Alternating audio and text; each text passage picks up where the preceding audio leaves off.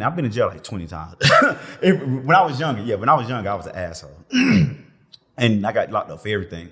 But being in jail, I'm always in jail with people who regret everything they've done and wish that they did something a certain type of way. So if some guy is aggressively getting at my girl and she don't want to get at him, then at this point it's like, bro, let's just turn and walk away. He can say whatever you want. Fuck nigga, I'll take your bitch, all this. And in my mind, I'm like, all right, you can say all that, but as long as you don't put your hands on us or do something like this where it gives me the okay to like basically bury you, then I'm A-okay. You know what I'm saying? But just talking wise, like I'm just not that. And then some people would say and be like, oh, you a bitch ass nigga. All right, well, how about you come over here and you do something to where it's me against you in either close quarters combat or a gunfight, and I'll show you the bitch ass nigga. Anybody says close combat, whatever the fuck you just said. Close quarters combat. They whooping your ass. Anybody that don't say, hey, you pull up and just nah.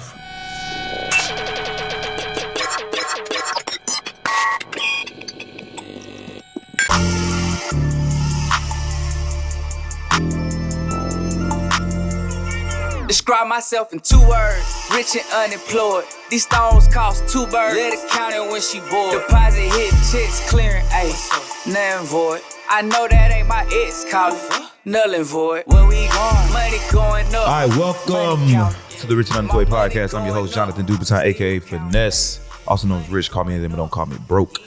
Before we get started, make sure you guys check out the Patreon. I'm showing you guys how to date. I don't know what tier that is, but I think it's called Date Night. Showing you guys how to date women. I went on a date with 5 women. I actually went to Miami. I had a girl beg me for sex. It's all on camera. You go check it out. You could book a one-on-one call with me as well. The link is in the description. If you want to talk to me about business, relationships, whatever it is. Check out the website, www.richunemployed.net. And that's it. All right, we got a very, very special guest today. This is my homie. Rich guy, you rich and unemployed? Yeah. How long you been rich and unemployed? So I started my company back in 2017. You got rich that quick? No, in the first year I got rich. So I have to tell people this. Hold on, what's your name, nigga? Yeah.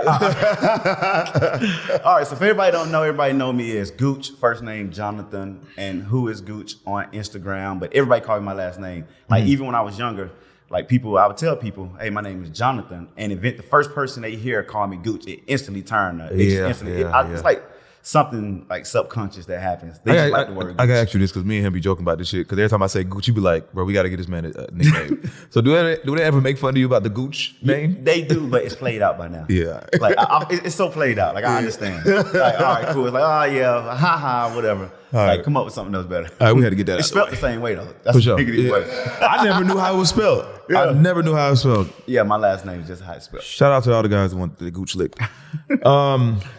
That's funny. I don't like my Gooch lick. Word? Yeah. My name it don't do shit for me. Yeah, I don't like that. Yeah, it don't do nothing for me. Yeah, like and then it be. I don't really like sloppy head either. Like, all right, so like, have you ever seen somebody get head like in a car driving and all like that other shit like that? I'm like, I don't want that because like I have pants on. I don't want my pants wet. I don't want all that shit slack. Who the fuck who rides around just with a towel just to be able to be like, oh, let me clean this up? It's like I got some stuff to do after that. I ain't gonna say I don't like it. I just don't care for it. I don't really. I don't like head like that anyway. That's me personally. Oh my god! All right, well, let's get into business. Oh, I'm saying I don't like head. Let's get the business out the way. Business out the way because we got to get into this shit. We'll put a pin in it.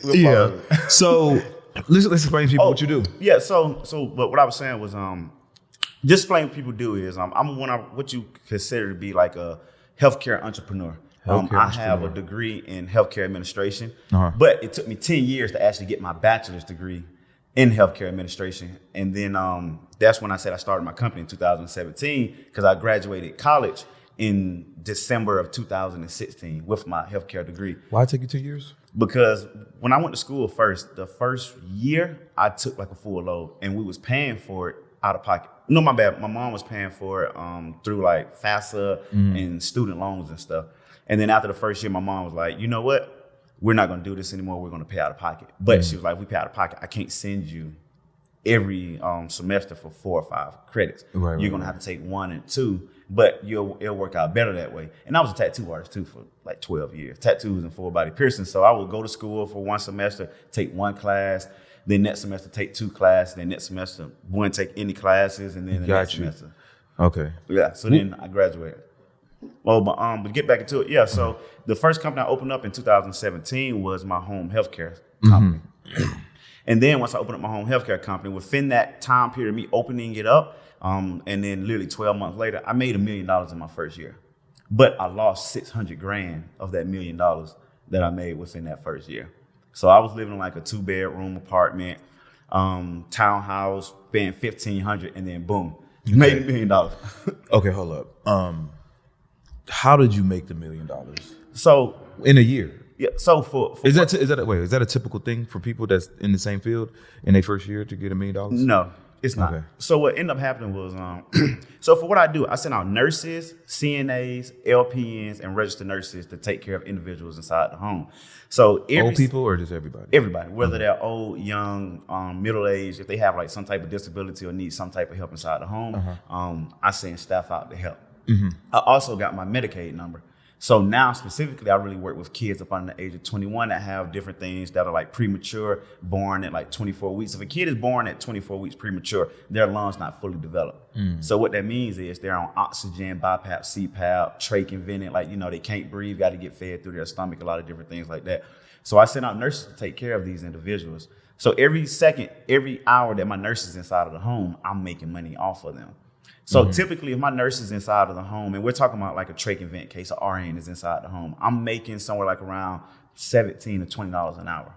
And a lot of my cases that's like that, it's 84 hours a week, 56 hours a week. So, if you simply do the numbers off of like one of my skilled cases, that one case, I net, what I put in my pocket is like around $26,000, $27,000 off of just one case like that. So within my first year, I ended up going to this one doctor office.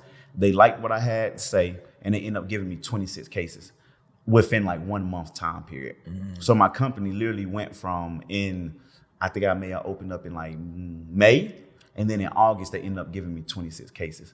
And then, like, you got to realize, like, one of my cases for a skill would bring me $30,000, close to $30,000 in 1 year. All of them wasn't skilled, heavy cases like that, but I want to say about 7 or 8 of them was. And then the other ones, which are unskilled, which are, kids or adults that might need just a little help in the home with ADL services, what you call active daily living, like, brushing their teeth, fixing a meal. Like, let's say like you got, like, your mom might just need help, like bathing and stuff like that. I make around like $8 an hour off of that case. So if you look at $8 an hour on a 40-hour week over a 12-month period, that's something like around like $13,000 that for the year that I would make. That's what I net, not what I gross. Like, after I pay everybody what I end up taking home.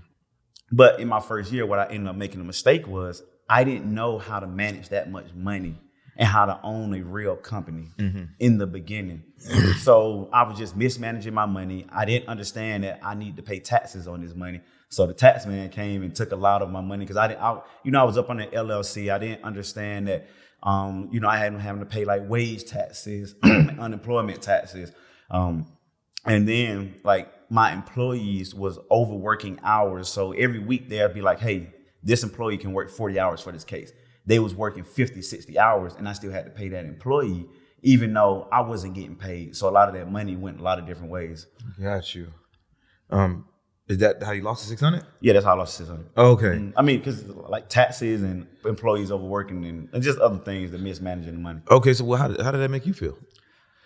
I still took home a little bit over 400K. That's still good. So, but just seeing that, I understood at that point that when you run a real business, or what I understood from that point was that I had this mentality of, I'm just starting off. I own like a little small company. So I was acting like I had a small company. Like I didn't understand I need to have an accountant. Like, I need to have a lawyer to help file some of my, I need to have a lawyer to help like file some of the things I need to do with Medicaid. So just because of that, it made me feel like I was doing the right thing just the wrong way. And I needed to come back and reset from the beginning and say, you know what, this isn't something small. Like this is going to be something that could take care of my mom. And like now my mom is retired. Now I've paid her house off. I've done a lot of things like this, but anything that I do now, I make sure from the beginning I start off right. Let me ask you this. So, I mean, you was doing tattoos and piercings. Yeah. But you was going to school for healthcare, correct? Yes. Why did you choose healthcare? Because healthcare is recession proof. Let me just ask you a question. Like, give me 2 goals of yours in life. Just 2 simple goals. To retire by 40 and to own a $20 million crib in LA. All right. How old are you now? 33. You're 33. So if, Lord behold, I hate saying, but if you was to pass away tomorrow, do you think you could do any one of those goals? No. Do you think that if you was to get sick and you was to be in the bed in a coma or just bedridden for the rest of your life, do you think you could attain any of those goals? Maybe. No. Maybe, no. I mean, but that's a realistic answer. So the thing is with healthcare, no matter what you want to do in life, you have to have some type of health. You have to be some type of fit, or, you just have to have like some type of consciousness. So when I was a kid, when I was 17, I had to choose what I wanted to go to school for. I thought about everything I wanted to do. I was like, man, I want to drive 18-wheelers. I want to be a lawyer. I want to be able to do all these amazing things. But I thought about it and I said, the one thing that I know is we have to have healthcare. It don't matter if we're going to war. It don't matter, if the economy fall. When COVID hit, the only things that moved for literally remember it was like 1 or 2 days where everything shut down. Everybody was scared. The only thing that mattered was health. What else have we had in the world that shut down literally the nation like this? Back when World War II happened, World War I happened. But outside of that, we've never had anything that's shut down the world together. COVID did it. That's healthcare. So I wanted to have something that was recession proof, that I knew no matter whatever happened, I was still going to be able to make money. And that's why I went into healthcare, because I wanted to be a doctor, but I'm like, shit, I don't want to go to school for 12. I make way more than doctors. Okay, so what about year 2? How did that go for you? So year 2, so after year 1, I ended up cleaning up everything. After year 1, I ended up coming across a young lady named Alexis, who she worked for another company. I ended up she actually ended up taking a pay cut to come work for me. She took a big chance because she had a salary making 70, 80 grand. And then she ended up coming and making 50 grand with me because I was paying her $1,000 a week.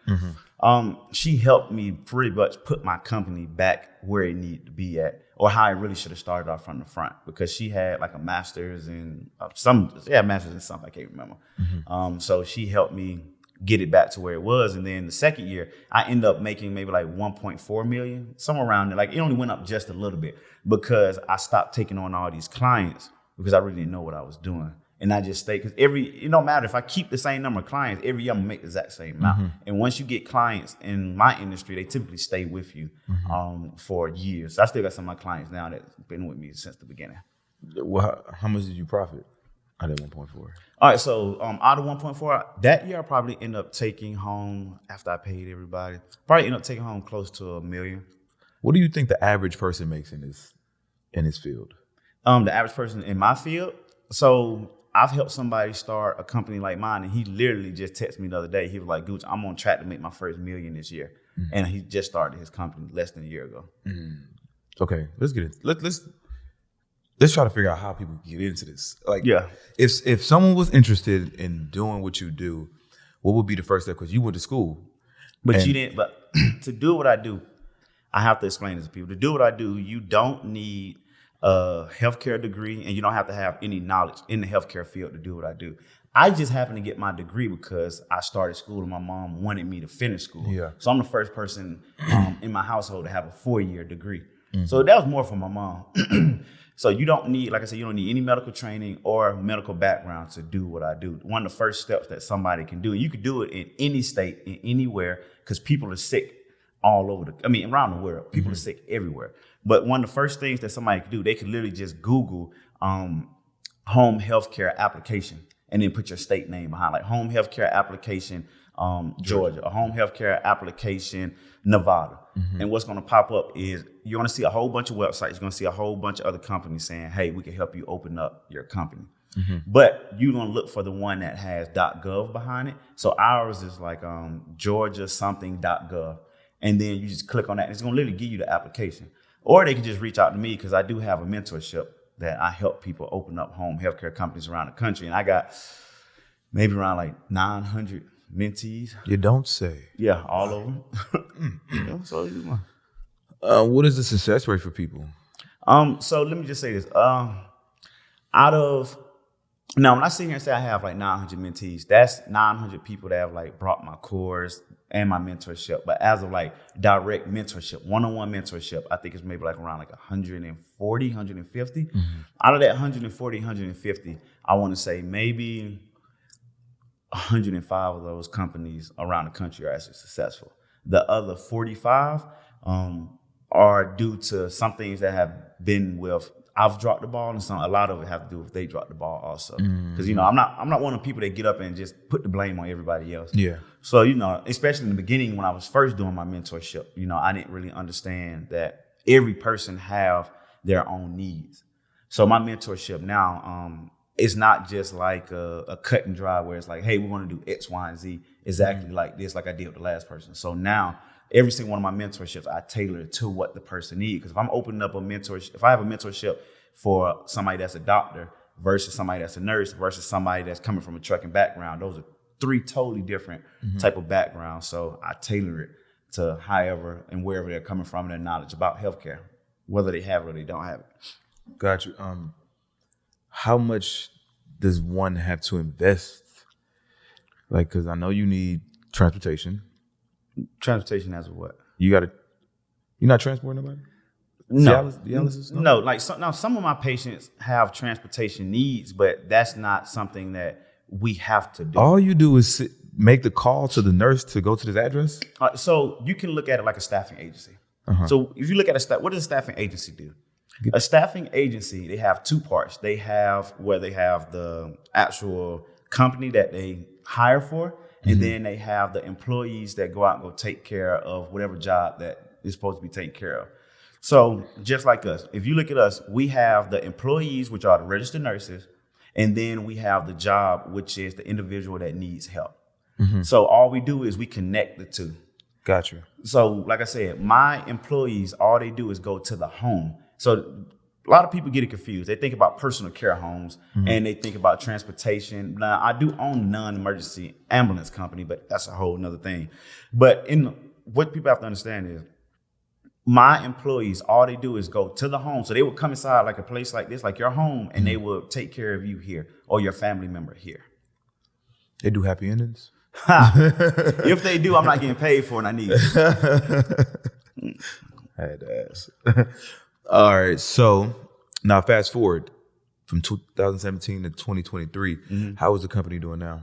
Amazing. Like we're growing exponentially because the one thing about healthcare is the longer you're doing it or the longer you've been in it, you grow and you grow and you grow every single year and you build more connections. Like the hospitals directly reach out to me now and say, I get calls every day from the hospital, from Children's Healthcare Carolina. They call me and say, hey, Mr. Gooch, we got this kid. Can you service him in this area? And I either say yes or no. So yeah, it grows and we built those connections over years because you got to understand when in healthcare, as long as nobody dies and you don't get the patient parents or whoever the patient is complaining back to the hospital, then, we're doing a good job pretty much. Got you. That was up. So it's not hard to get this? No, it's definitely not hard. It's not hard to make money in this because the one thing is when it comes down to healthcare, you have kids. All right. So think about if you had a kid. You got kids? And no, I don't have any kids. I like wearing condoms. So just in such, what I think of it is, so what I think of it is, let's say you had a kid right now. And what people don't, one of the reasons why most people are in debt in society today is because of healthcare costs, because of some type of healthcare. They get in an accident and then have to call 911, ambulance come pick them up. Then they go to the hospital. They don't have insurance. Yeah, they're gonna take care of you there, but then they're gonna hit you with a bill. And that bill could be 30, 40 grand. So people, credit cards, all that out the door because of healthcare. So if I come to you and I tell you like, hey, and I've been in meetings where I've heard these conversations before. And they're like, hey, your child is getting ready to pass unless we do X, Y, and Z, and it's not covered by your insurance. So you have to pay out of pocket. Now think about all the money that you make, everything that's going on. If they tell you that it's going to cost millions of dollars to do whatever they need to do over the sum of keeping them alive, would you give up everything that you have to keep your daughter or son alive? Depending on how you treat me, but yeah, I would. Yeah, or a parent. Yeah. So that's the thing about it. In healthcare, especially for what I do, like I have patients that are on hospice, which means that they're going to pass eventually. It's a sad thing. You know, one of the things that sometimes, as a grown man, a lot of people sit here and say, you know, we're not supposed to cry, but I've had cases where I've teared up because of things that have happened to some of the kids where, like, you know, like I knew this kid and he has a death sentence that I know he's going to pass. You know, and just being a man in the world we live in, you know, you can only bear so much before it really started getting to you. So it's like I went home after sitting in this meeting and I went home and I'm like, yo, like I know this kid. Like I've been to the hospital, I visited him, I did his intake, and you're telling me like in less than 6 months, he had a cancer that was eating away at his body. They had him so drugged up, and I'm just thinking about everything like this kid life is now. He was 12 years old. And for me to go through that, and you know, I go home and I have to sit on like, he's not going to be with us anymore, but my company's going to take care of him until the last seconds, which we did. You know, it hit me. And then even after when it happened, like, you know, it was something that these parents are way stronger than what we know, especially in those type of instances. So the mom, insurance didn't cover everything. So the mom was paying, like literally giving up her last, and it was a single family home. The dad ended up leaving back when he first ended up coming down with his cancers. The dad didn't want anything to do with it, so the mom was left holding the bag for everything. And she was spending so much money on these type of crazy treatments and doing everything she could to keep her son alive. Dad didn't want to have nothing to do with his child having cancer? Yeah, I mean, so the child ended up, what essentially happened was the child was playing like basketball or something at the age of like 8, fell out. They took him to the hospital, didn't know what was going on. And then he started having pains in his leg, took him back, and then they did x-rays, ran all these cultures, and they ended up finding out that he had a cancer that literally 1 out of 3 in the world. They've only seen his cancer 2 times before him. And when people hear that, they're like, well, 1 out of 3, but we're talking about 1 out of 3 out of what, 8 billion people? Something we've never seen before. So the cancer ended up eating away. Started where started his foot and then started eating away his leg all the way back. The sad part about it was when I was in the meeting, the mom did this long rant. And when I was in this meeting, it had to be like 5 surgeons flown in from around the country. It was 8 nurse practitioners. It was 3 regular nurses, 2 hospice nurses, and then me from the home healthcare company. All these degrees, and I probably made more than all of them combined sitting inside this meeting. So that's one of the reasons I do what I do too, because all these degrees and stuff they had, it was them versus me, because the kid needed to come home. He spent 2 months of him in the hospital on that take right there. His hospital bill was $1.9 million. It took 4 nurses to do wound care on him because his wounds was that bad. So it was cheaper to bring him home. But when I'm sitting in that meeting, the mom was going through, she went through this rant of, you know, the decisions that I make was left up to me. God told me to do this. God has my child. And then after the meeting, one of the nurses sent me an email and said, hey, just to let you know, the reason why the mom was saying that was because we told the mom around like a couple of months ago that if we amputate his leg, he will survive. The cancer is all inside of his leg. We'll amputate the leg, he'll survive. Like the cancer should stop right there. The mom chose not to. So when she chose not to, once the cancer went up his leg and into his spinal cord, at that point, there was nothing that they could do. Like they couldn't stop it at that point because then it started traveling throughout his body. So, you know, these are decisions that, you know, parents have to make about their children. The mom said, I didn't want my child to be an amputee. I wanted my child to still be like a normal child. And that's what she said inside the meeting. So going through and sitting through meetings like this, like just my view of life and death is just totally different on the world right now. And on understanding that people would give their all for their children in their own way, you know, depending on their religion, depending on what they have to spend. That's sad.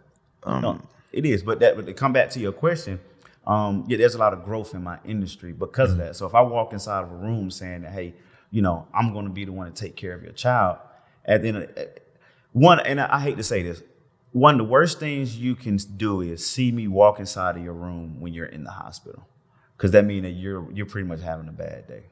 Because that means you just found out that either A, your child has something really bad going on, or B, that your child is either getting ready to pass, you know, is getting ready to have like, basically a death sentence. And we're figuring out how to get them back into the home so my nurses can take care of them. But one of the good sides of it is some of the children that we've helped actually do have become more healthier, end up not needing my services and things like this. So it's kind of flip side, knowing that my company is going to do everything that it can do, the best that it can to take care of these children and adults. Because one of the things we can say is, and one of the things that I always like saying is, you're doing a disservice if you can do something the right way or better than somebody else, and you're not doing it. So let's say if you own a company, like I own a home healthcare company, if I know that my medical staff can take care of people way better than anybody else, because in my field, you've heard of like nursing homes end up having where the old people are getting beat up, not getting fed. So think about if you had the knowledge to open up a nursing home and do things the right way, then you don't do it. But you really can do it. Then you're doing us a disservice by not doing it. Why don't you have children? You say you like condoms, but I was trying to have the fine thing. But no, the reason I don't have children is because I don't see that in my immediate future right now. Because I see people with kids. If I have kids, first of all, I want to be married. That's my first thing. My mom said, don't have kids out of wedlock. And then even when I was younger, like I've had mistakes where, women have had to get abortions from, some of the things that we've done. Only one time. That only happened one. I said one, but yeah, that only happened one time. But my mom was very clear. She said, I don't want any kids out of wedlock. And I value family values very strongly. So even to this day, my dad was to call me right now and be like, come here right now. I would get up from this chair and go whatever he needed, whatever my mom needed. And then, my dad be like, hey, don't do this right here. Depending on what it is, I won't do it. And that's what my family has been instilled from even when I was younger. And we instilled that until like my brother has a kid. And even my granddaddy would like call my mom and dad and be like, hey, I need you guys to do it. It wouldn't ever be a discussion. It would be just get up and go do it. But the reason I don't have kids, but yeah, because of that. And also, like I said, I think a lot of people have kids when they're just not ready. And I don't want to have a kid and do like a disservice to the kid, or for the kid not to be nurtured the way that I would want my kid to be nurtured because I had a kid as a mistake, or just because I was having a fun night, or with somebody I don't really want to be with. And I think that's what a lot of people problem is. A lot of people look back on their lives and be like, man, you know what? Like, why is my life where it is now? Or what's going on in my life? And I'm like, well, you had a kid with somebody who you essentially weren't supposed to be with. You had a kid when you weren't ready to have a kid financially, mentally. Because when you have a kid, like that's a mental toll. If you're not mentally ready to have a kid, then yeah, you can stand up and end up, learning and being the father, being the parent. But why not just wait until you're ready to have a kid and like kind of plan it out more? So I want to plan on having a kid with the person I want to be with the rest of my life. And when I say the person I want to be the rest of my life, that means that like we're married. I know that at least from right here, we've been through the mud. These days it'd be one night stands. You don't get a baby fever? Yeah, I do. A lot of times I do. I love kids. Like I absolutely love kids. Me too, man. Like I just want my own little junior, little group of kids. Do you want a boy or girl, or you want to do like a Nick Cannon? Yeah, something like that. Like Nick Cannon, what, 10 now? I think he's almost at 10. I seen somebody be like, he don't have to pay child support no more. Yeah, after 10. He didn't hit 10. Yeah, I think after 10, so like on 11. So you want like a basketball team and cheerleading team all together? I ain't gonna say that. I'm gonna see how Start it goes. at 5. You know what I'm saying? Like, let's start at 5. Something like that. Yeah. But I get baby fever, bro. But I am conscious and very aware of who I stick my penis in. And let me ask you this: have you ever had a woman try to trap you by trying to have your kid? Literally, like, wrap her legs around you. Not for real. Like, playful, like, oh, don't pull out. No. Like, yo, let me go type shit. But I've had women that I've told to take plan B. Well, one woman I told to take a plan B. And you know what? I didn't tell her to take a plan B. She said she was going to take a plan B and then never ate it. I took it. And I was like, why would you do that? And so she came to me and was like, yeah, I never took it. And I was like, okay, well, what we do from here? She's like, well, I'm going to get an abortion. I said, listen, I'm going to give you this money.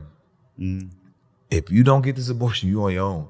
Listen, you ain't finna scare me twice. You finna play with me twice. But like, I already know, like, one, it's the women that you deal with. Yeah. You don't know how crazy women are. You really don't know them until like you've been with these women for like another 6 months to a year. That's when you kind of like start getting to know them. But I know in the initial stages, like once I see signs of like craziness or that I don't want any type of future with you, not that I even want a kid with you. But what's a sign of craziness? Clinginess. Clingy isn't that bad sometimes. Clinginess when you don't want it. Like if you're not showing her that you really into her, and if you're not even showing this type of affection back, then and it's one-sided, that's a little bit. All right, that's a little bit crazy. Yeah, that's a little bit crazy. Like why do you feel this way about me? I didn't even give you a reason to. I think that goes into like the cleanliness, popping up, just doing crazy shit, like asking you about like in the initial stages, like okay, we just started dating. You want to ask me about a certain woman. You want to ask me about like somebody that comment on my page or like that type of stuff. But I think that happens with a lot of women. I've had a lot of women. I feel like if I meet a girl today, she expect for me to either A, not be dealing with anybody, or B, cut everybody off right then and there. It don't make sense. Just for her. When when they in a hot girl summer, all that other stuff. And I just feel like for men, that's what they expect out of us. And for like a lot of women, if they see that we talk or deal with anybody else, like they be ready to either cut us off or go crazy and do all this extra stuff. Have you ever felt like that before? Like you met a girl and she instantly wants you to be like just available 100%, don't deal with anybody, don't have nobody else. And if you do, she just like either done with you or just want to be crazy and get you to cut everybody off. Yeah, that's delusion. For one, I just met you, and two, I gotta see if I like you or not. And then these other people that I've been dealing with, you don't know what type of level we on. How do you expect me to cut everyone off for someone that I just met? No, I've dealt with it, but I don't care. You know what I'm saying I'm not listening. Do you lie to women though? I used to. I had a real bad problem with lying to women, but now no. Now no. So like you used to lie as like if you meet a girl and she's like, "Are you talking to anybody else?" You'd be like, "No, I'm not talking to nobody else." I used to, yeah. I'm like, nah, not for real. No. I like it. Not for real. Not for real. But nowadays, I'm keeping it real. Like, yeah, I got a couple friends. Mm-hmm. That's what it is. I got a couple friends. I mean, the number one spot is available. No, that's funny. That's hilarious. Last time we was here, you asked me. No, we was talking about women asking for stuff. Yeah, and people think this is like I just make this stuff up when I say this stuff.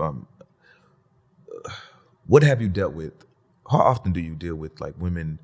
You meeting women and then off the bat they start asking. Oh, 8 out of 10 women. 8 out of 10. Yeah, I've dated a lot. 8 out of 10 women typically ask me for certain things. And it's always monetary type stuff. And, I understand, they want men to be able to basically provide this lifestyle for them that they don't really want to work hard for it. And there's a lot of women that's like that. Mm-hmm. I mean, so I always say shout out to the women that get out and do what they're supposed to do, for themselves. And build their own relationships and build their own companies. But in today's world, and you see on like the Instagram model, I don't even know, Instagram model / influencers, a lot of women that you run into like that. And I honestly don't even get along. When I say I don't get along, like I don't really date women that are Instagram models, influencers, like the super, super beautiful women that you see where you look on their Instagram and they like on 8 different private jets, $70,000 APs. 45,000 likes. Yeah, 45,000 likes. Like I was just on this girl page the other day and I was looking to see like what she do for a living. She got like 500,000 followers. Mm-hmm. And she was talking about this watch she brought. I know the watch that she just brought. It's a skeleton AP. Like one of my homeboys had it, the exact same one. And that's a $400,000 watch. 400? $400,000 watch. And literally in her comment, she was like, I like this watch so much. She said, I like this watch so much that I went out and brought it for myself. And then I said, you work. No. I said, you don't even do anything for a living. You literally looked at her page. I said, you literally train people at the gym. You don't own the gym. You just train people at the gym. And you literally just take pictures of yourself half naked. Like no OnlyFans, no nothing. Mm-hmm. Private jets, the whole nine. And I'm like, how could you go out and purchase I know for sure a $400,000 watch. And in my mind, I'm like, it have to be other men that provide this lifestyle for you. And I hate that because that means that you're taking away something else that somebody else did for you as of working really hard to be able to provide that for you. Because you know what I'm saying? You get like a lot of women that literally be like, oh, I did all, like, they end up getting a company that's doing very well. But some guy really fronted them the money. And then they'd be like, oh, I did this by myself. And I'm like, well, no, you didn't. The guy gave you the money and literally did everything for you. Now that it's doing well, now you a self-made woman. And, I kind of stick away from Instagram models. I stick away from women like that because when you look at their Instagrams, they expect a certain type of lifestyle. And I can provide that lifestyle for you, but essentially I'm not going to provide that lifestyle for you because I typically don't care about stuff like that. Like I've been on a private jet like 12 or 13 times. I don't want to fly on a private jet no more. A, because it just costs way too much. B, I like flying commercial. Like I fly first class everywhere. I personally just like flying commercial. It's nothing weird about it. Like I just like flying commercial. But it's a little contradicting, Gooch, because you have Lambos. I do. You have a really nice house. Yes. What lifestyle you don't want? So it's nothing against it, but when I see those women and they have on, like I said, $70,000, $80,000 watches, Rolexes, Chanel bags, shoes, dressed all. Yeah. I don't wear none of that stuff. That stuff don't matter to you. It don't. So it's hard for me to purchase something that really don't matter to me. Gotcha. And then I've met women that literally sit here and be like, well, just because it don't matter to you, then you should give, your wife or your girl whatever she wants because she's into it. Well, essentially, I'm probably not going to end up with somebody that care about things or value things that I don't care about. So most of those like Instagram model girls or women that are really into clothes and stuff like that, I don't care about it. So it's even hard for them to like me, honestly, because I wear basketball shorts and t-shirts, like anime t-shirts and stuff around the house. And when I go out, like I don't dress nothing like that. I don't have really any designer. Like, I got like 2 or 3 pair of designer shoes, a couple of designer shirts that I've had for years. So a lot of those women, like they want their mate to dress a certain way, to look a certain way, and I just don't dress that way. So even from the start, it's like we don't get along. I don't have no real watches. When I say real, I mean I have real watches, but like I don't have like any Rolexes. I don't really have any jewelry. All the stuff, like I don't wear all them. I don't really care about it. So because of that, like I don't really get along with those because people these days, like they're all a lot of people are all for the looks. And I don't really portray that. So typically, most time, if you don't know me or if you don't see me getting out one of my cars, you don't know that I have money. You don't know that I'm a multi-millionaire. Do you do that on purpose? Or you just don't? No, I do like my mom and dad. Like my dad was in the cars. Yeah. So that's why I own 3 Lamborghinis right now. That's why I own like the big truck, and I got I got 7 cars all together. So I'm in the cars because I grew up in that fast. So even back when I was younger, my dad, he had a Camaro, SS Camaro. And I'm 7 years old. He had 2 12s in it, T-top. I grew up in that. So that's why I have the cars that I have and stuff now because I'm into it. But it's kind of like it's a give and take. Like I don't really care about the clothes and the jewelry and stuff like that. But what I do is like I'm a snowboarder. So last year I went on 16 trips snowboarding. Last year around the world. That's fun. Yeah, like so I do things like that. Like I used to coach tennis, but I play tennis pretty much almost every weekend. Whenever I'm not busy doing other stuff. Like I ride 4-wheelers and dirt bikes. So that's something that I do. Like I camp. You ever seen my big side by side, that off-roading vehicle that I got that climb up mountains? So I do stuff like that with my friends. Even like this, so this was something else that I have at the house that I do. Like I ride motorcycles. You know what I'm saying? So you'll catch me like on my bike doing stuff like that, like all the time. You ride 4-wheelers and shit too. Yeah, I ride 4-wheelers and stuff too. So I'm more built on, and then I'm a skydiver. Like I'm a certified skydiver.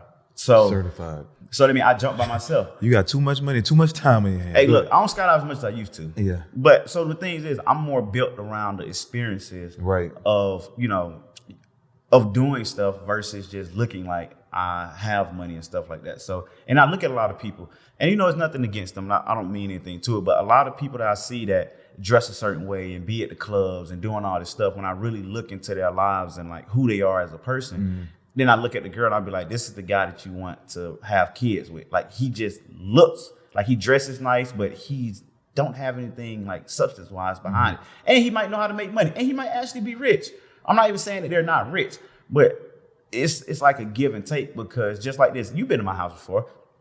All the chandeliers in my house I put up myself. You know what I'm saying? 2 of them I actually needed help putting up. But like I have videos of me putting up the chandeliers. Like I have a garden. Like I planted my garden myself. I have a 14-foot tree in my house that I keep alive. So it's things like this that honestly in today's world, a lot of men don't know how to do. Like, you know, people make the joke, men don't know how to change a tire. In today's world, a lot of men don't know how to change a tire. Like a lot of men don't know how to work on cars. Like I'm damn near like an electrician. You know, these are things that I've picked up, that I've learned, that I wanted to do. When I was younger, I jumped on YouTube and I learned different things, because in today's world, everybody know how to just, you know, pick up a phone and call somebody and pay somebody. But, you know, when I look at it, it's like, what can you teach me? Do you think a man is a real man if he can't do manly things like cut grass, hang up chandeliers, use a toolbox, change a tire, change oil, use their hands? I'm not going to say that because in different cultures, you know, you have men that like don't do anything at all, and they're still considered real men. I just look at being a man is more about, to me, being able to teach other people how to do things that they essentially want to learn on their own. To me, that's really what being a man is. Because when I'm talking about like kid-wise. Yeah. You know, being a man is being able to teach kids of how to be good people. A lot of people got different things about what being a man really is. Some people say, like, you know, being able to change a tire is being manly. But let's say you grew up in New York and you never drove a car because you didn't need to drive a car. Does that mean that you're not a man? Gotcha. You know, no, but I think there are some basic principles about being a man, you know, of being like, you know, kind to others. And that's something that people don't even teach these days no more. Everybody, like you see it in traffic, everybody hitting the horn. Everybody's just so antsy. Everybody think that they own the world. And it's just not like that anymore. You know, like it's just not, people don't be kind. People aren't nice anymore. I don't know where it started. And I think social media is playing a big part in this. I think it's a lot, bro. Honestly, I seen this thing the other day, maybe it was yesterday. It said, you're not crazy, you just have tapeworms. And what he meant by that is like you eating so much bullshit foods and like your body start producing these worms, and your worms, when you're hungry, these worms start to get agitated. It makes you agitated. Now you just mad at the world because you got these worms in your body. But I don't know. Like I live on being kind to people, like being a stand-up guy, having integrity. You know what I'm saying? Being a protector. You know, that's like the core values for real. Like it ain't really got to be nothing about your hands, because I work smart. You know what I'm saying? Like I will do some shit, but if I ain't got to, I'm gonna pay for it. I got the bread. That's what I'm saying. Like you got money. Well, I enjoy doing stuff. Got you. Yeah, so it's kind of meditating to me. And got you. And then a lot of stuff, I still do a lot of stuff myself, but just people don't even understand how to do certain things. So it come down to be like this. If I, let's just say like putting up a light in here. If I come in here and say, hey, we're gonna have to do X, Y, and Z, run this line from over here, do all this, it's gonna be $500 or $1,000. You can't tell me nothing different. Because you don't know. Because I don't know shit. Like, you don't understand it. So me understanding how to take out that light switch and how to change it, to me, that makes it where I can apply that to a lot of different things in a lot of different situations. Understanding, like, the flow of things and understanding, you know, how to take things apart and put things back together have gotten me very far in life. And when a lot of things happen. So even one time at my house, so funny, super early in the morning, I go take a shower and I turn the water and it literally comes off. So, you know, like I literally turn it, it comes off and water shoots out probably about 7 feet, just coming straight out. Most people wouldn't know what to do in that situation. I'm butt naked and literally, I'm literally butt naked and I yell into my room. I tell this girl, I'm yelling at her, like, come here. I'm yelling to her. So she jumps up, she runs inside the room, runs inside the bathroom, and I'm here naked. I'm holding my hand. I'm like, hold your hand right here. Grab a towel, and she grabs a towel. She hold her hand right there. I take off running downstairs to my utility closet. And if you ever been in my utility closet, I have like so many pipes and stuff running. And all I do is just cut the water off to the house. And then at that point, you know, the water stopped rushing out. I clean all that up. I end up taking apart the whole switch and everything. And then I re-put it back together. And to this day, haven't had no problem out of it.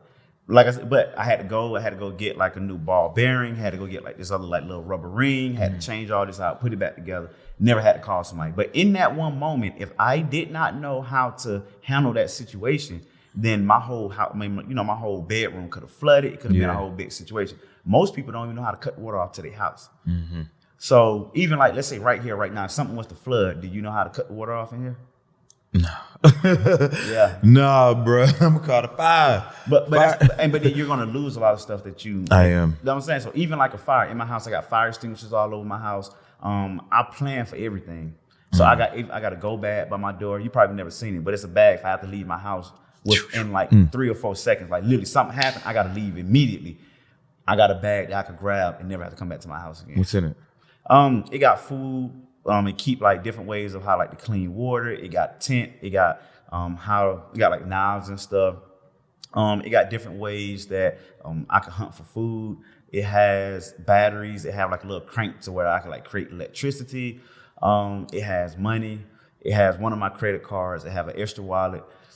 So it got like a lot of stuff in it.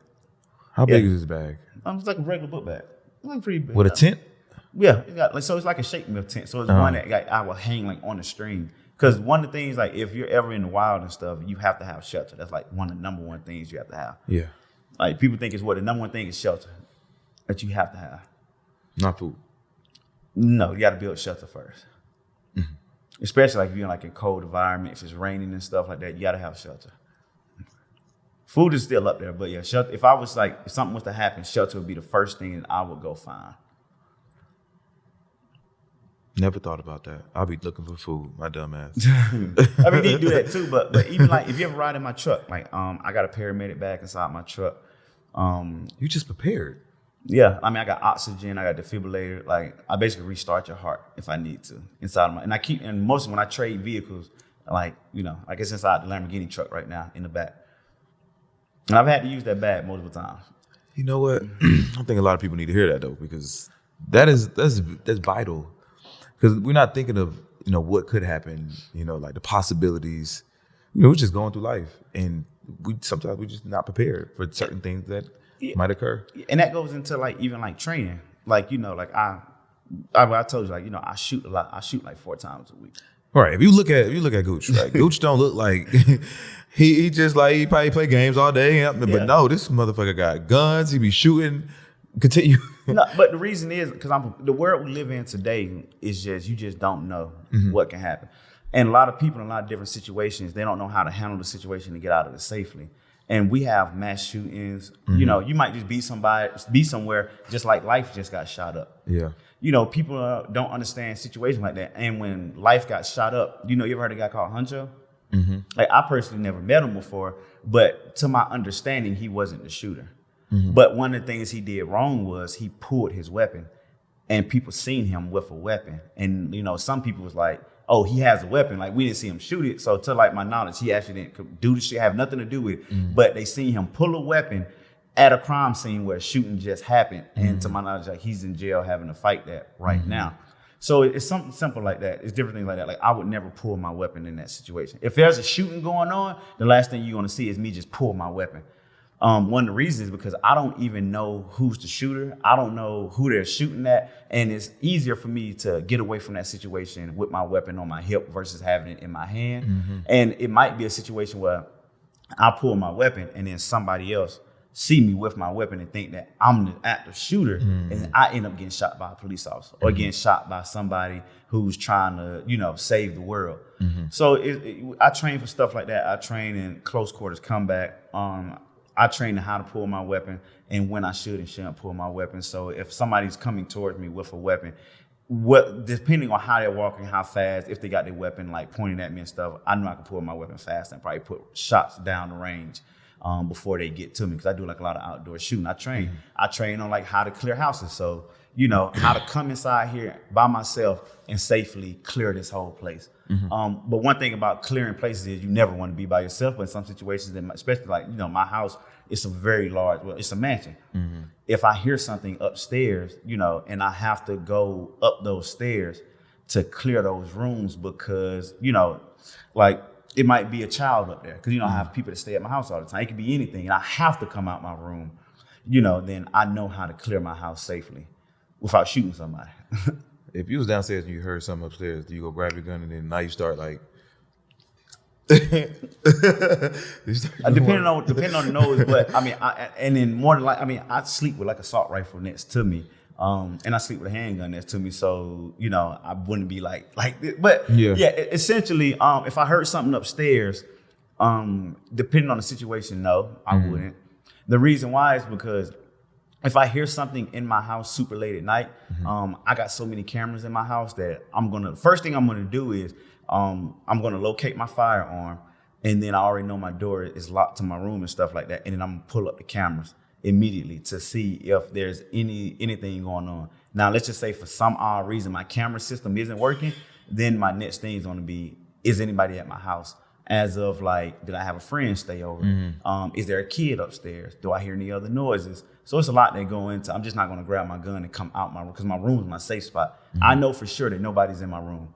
So for me to leave my room, it has to be a reason. If I hear some knuckleheads like in my kitchen rumbling around, I'm not coming out my room. For what? Because I don't know how many people is out there.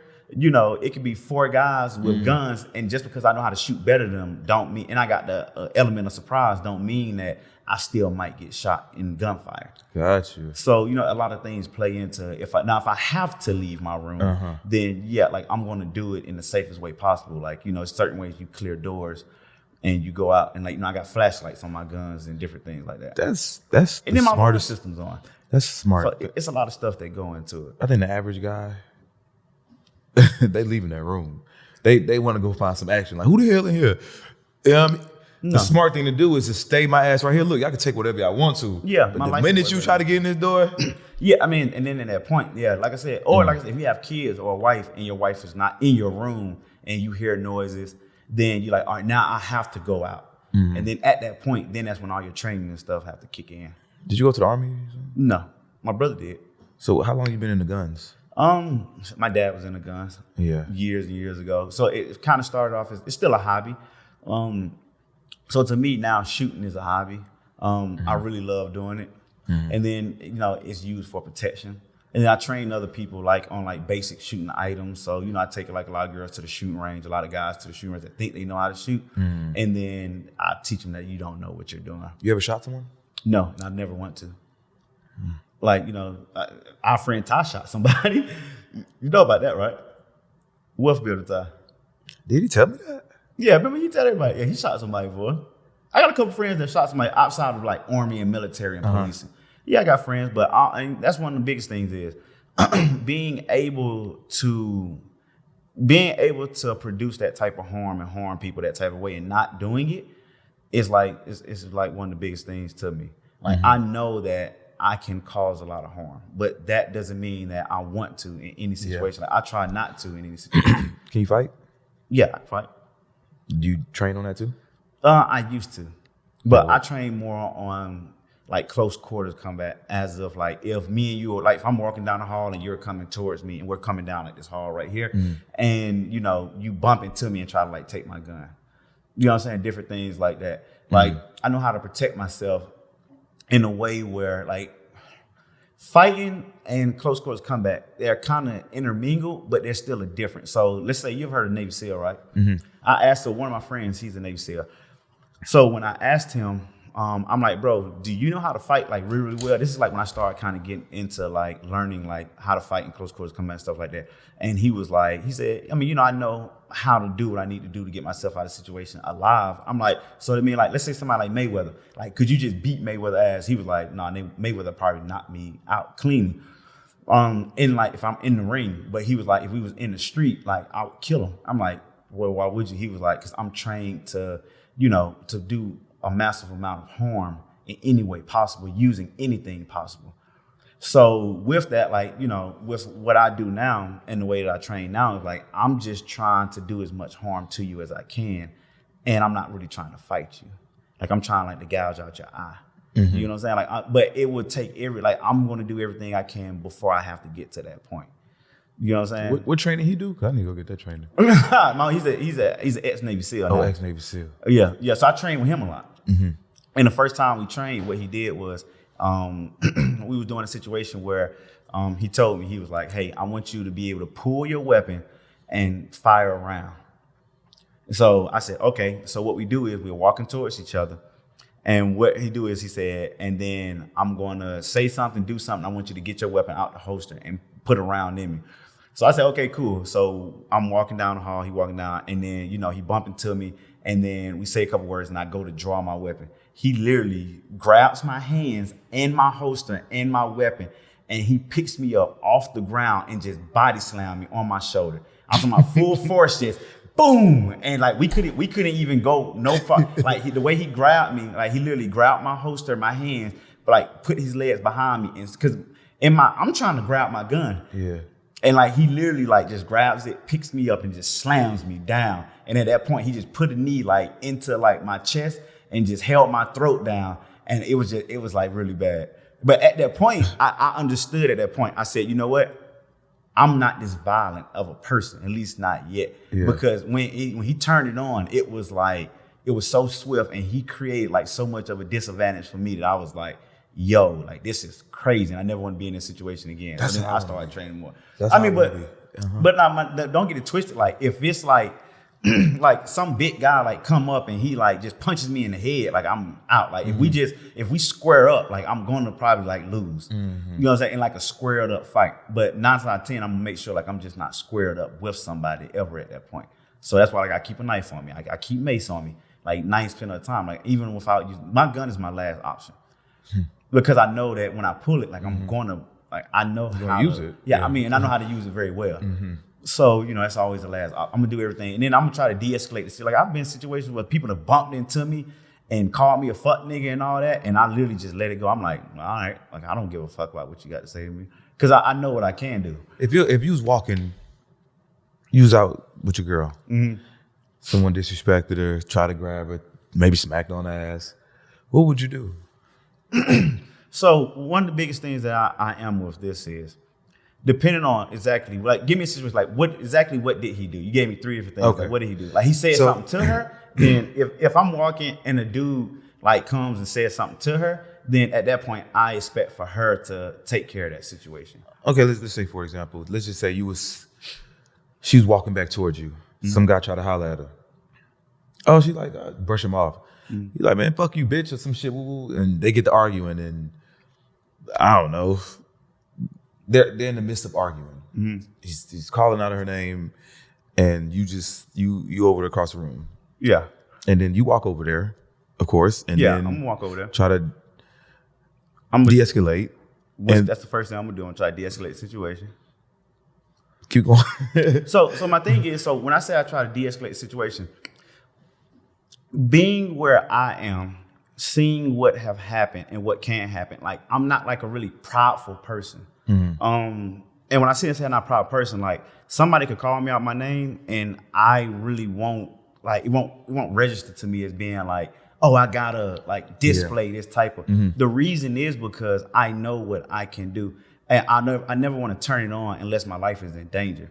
Because like I've been to court before. I've had to fight for my life in court and stuff before. So dealing with doing that, and like shit, we both know like the last thing I want to do is be sitting in front of a judge or a panel of my peers trying to convince them that I'm this good guy, that it went this way. And it's every time I've been in jail like 20 times. When I was younger, I was an asshole. And I got locked up for everything. But being in jail, I've always in jail with people who regret everything they've done and wish that they did something a certain type of way. So if some guy is aggressively getting at my girl and she don't want to get at him, then at this point it's like, bro, let's just turn and walk away. He can say whatever you want. Fuck nigga, I'll take your bitch, all this. And in my mind, I'm like, all right, you can say all that, but as long as you don't put your hands on us or do something like this where it gives me the okay to like basically bury you, then I'm A-okay. You know what I'm saying? But just talking wise, like I'm just not that. And then some people would say and be like, oh, you a bitch ass nigga. All right, well, how about you come over here and you do something to where it's me against you in either close quarters combat or a gunfight, and I'll show you the bitch ass nigga. Anybody says close close combat, whatever the fuck you just said. Close quarter combat. They whooping your ass. Anybody that don't say, hey, you pull up and just, nah. No, I mean, but that's my thing. Like, so let's think about, because like I said, I'm not a very prideful person, and I expect my girl to be able to de-escalate a lot of situations herself. Yeah. And I don't even really get in those situations. Like I said, I've been in situations where like things have just gotten to the point where like words have been exchanged, and I will exchange words with a person, but a lot of times I catch myself after like I say something.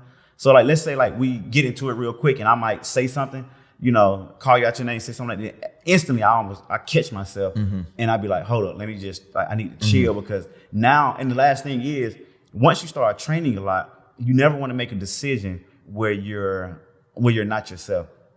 So I never want to have to pull my weapon. I never want to get into a fight and I'm not myself. Like, I'm angry. So I always try to calm myself down. Now, if you keep aggressively coming at me, then at this point, now I have to, but I'm always going to calculate everything that I'm doing.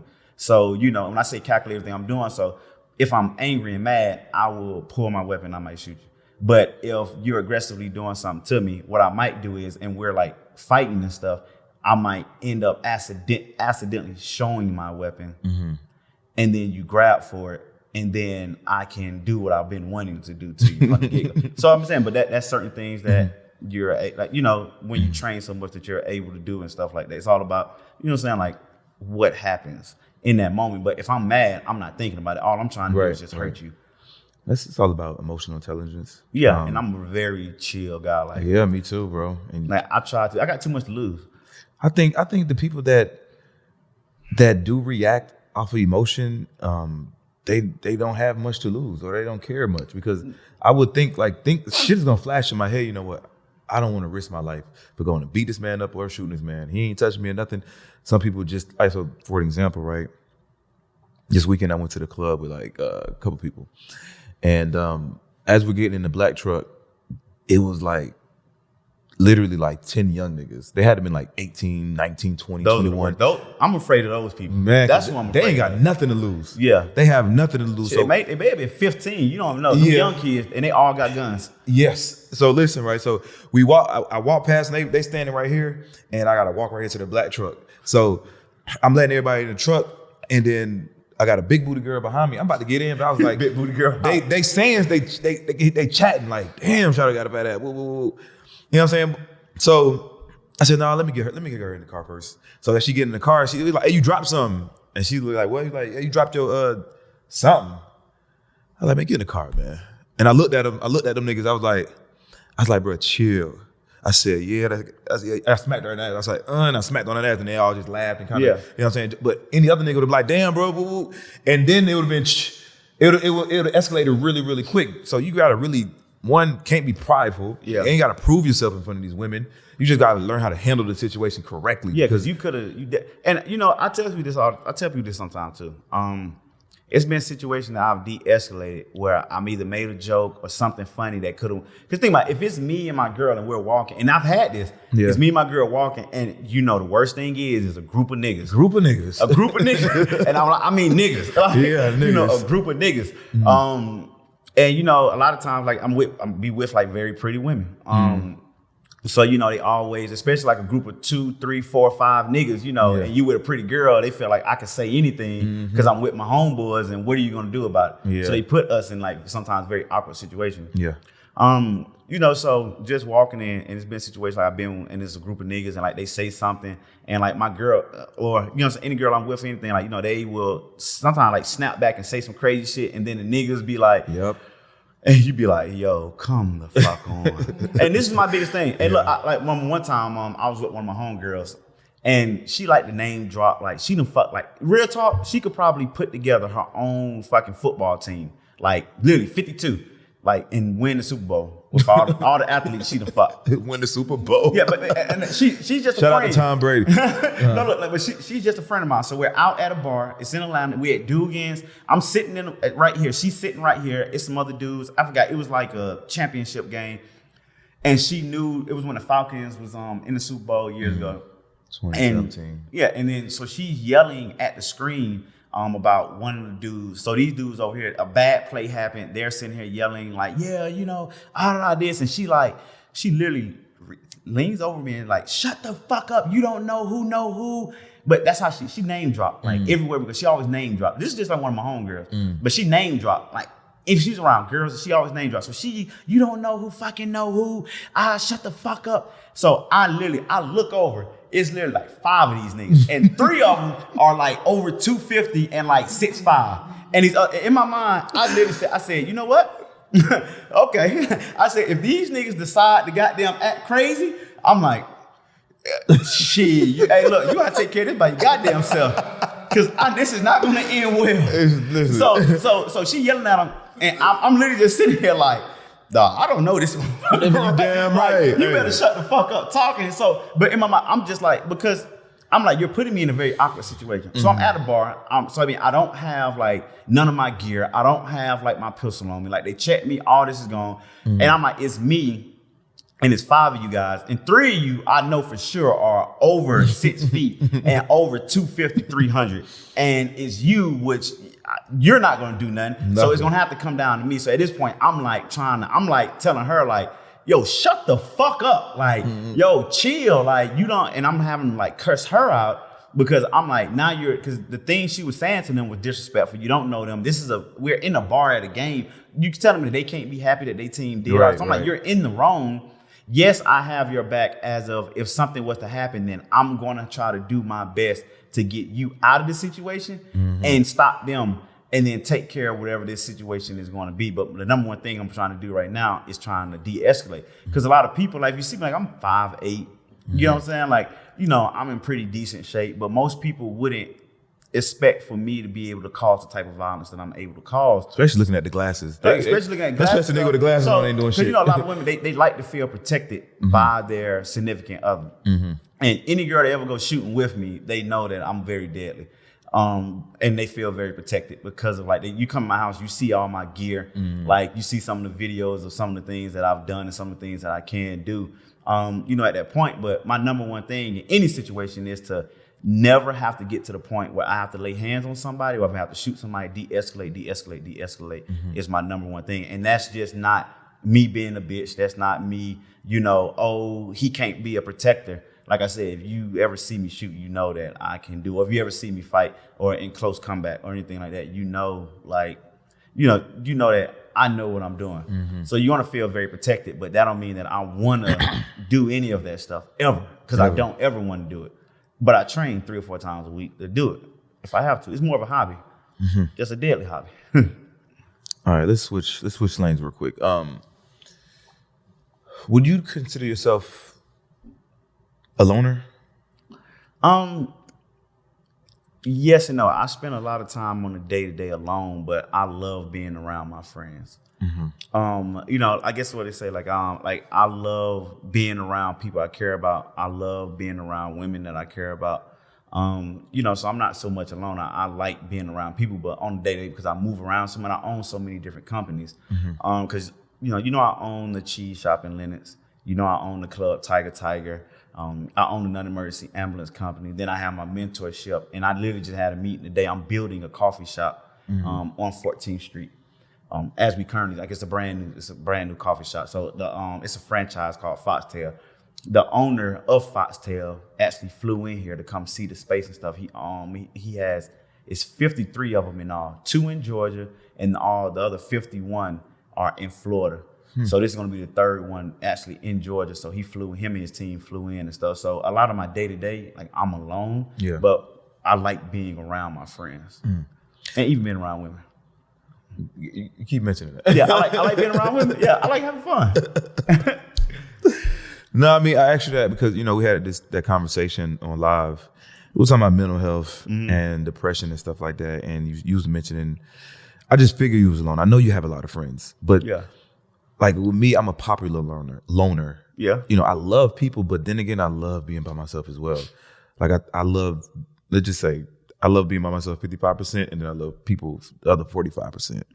But you were staying on, as we were talking, like, you know, the money that you accumulated over the years that you have, like it doesn't make you happy. No. You know, I just want to, you know, talk briefly about that, like, because some people feel like, you know, whatever situation they're in, getting money is gonna fix it. It's gonna fix the situation, and it is not just about physical things or tangible things. It's like the way they feel, you know, like inside, mentally, spiritually. So I don't even know what question to ask you. I'm gonna say this. Are you depressed? I be depressed a lot. Why? Some of the reason I'm depressed is because I have.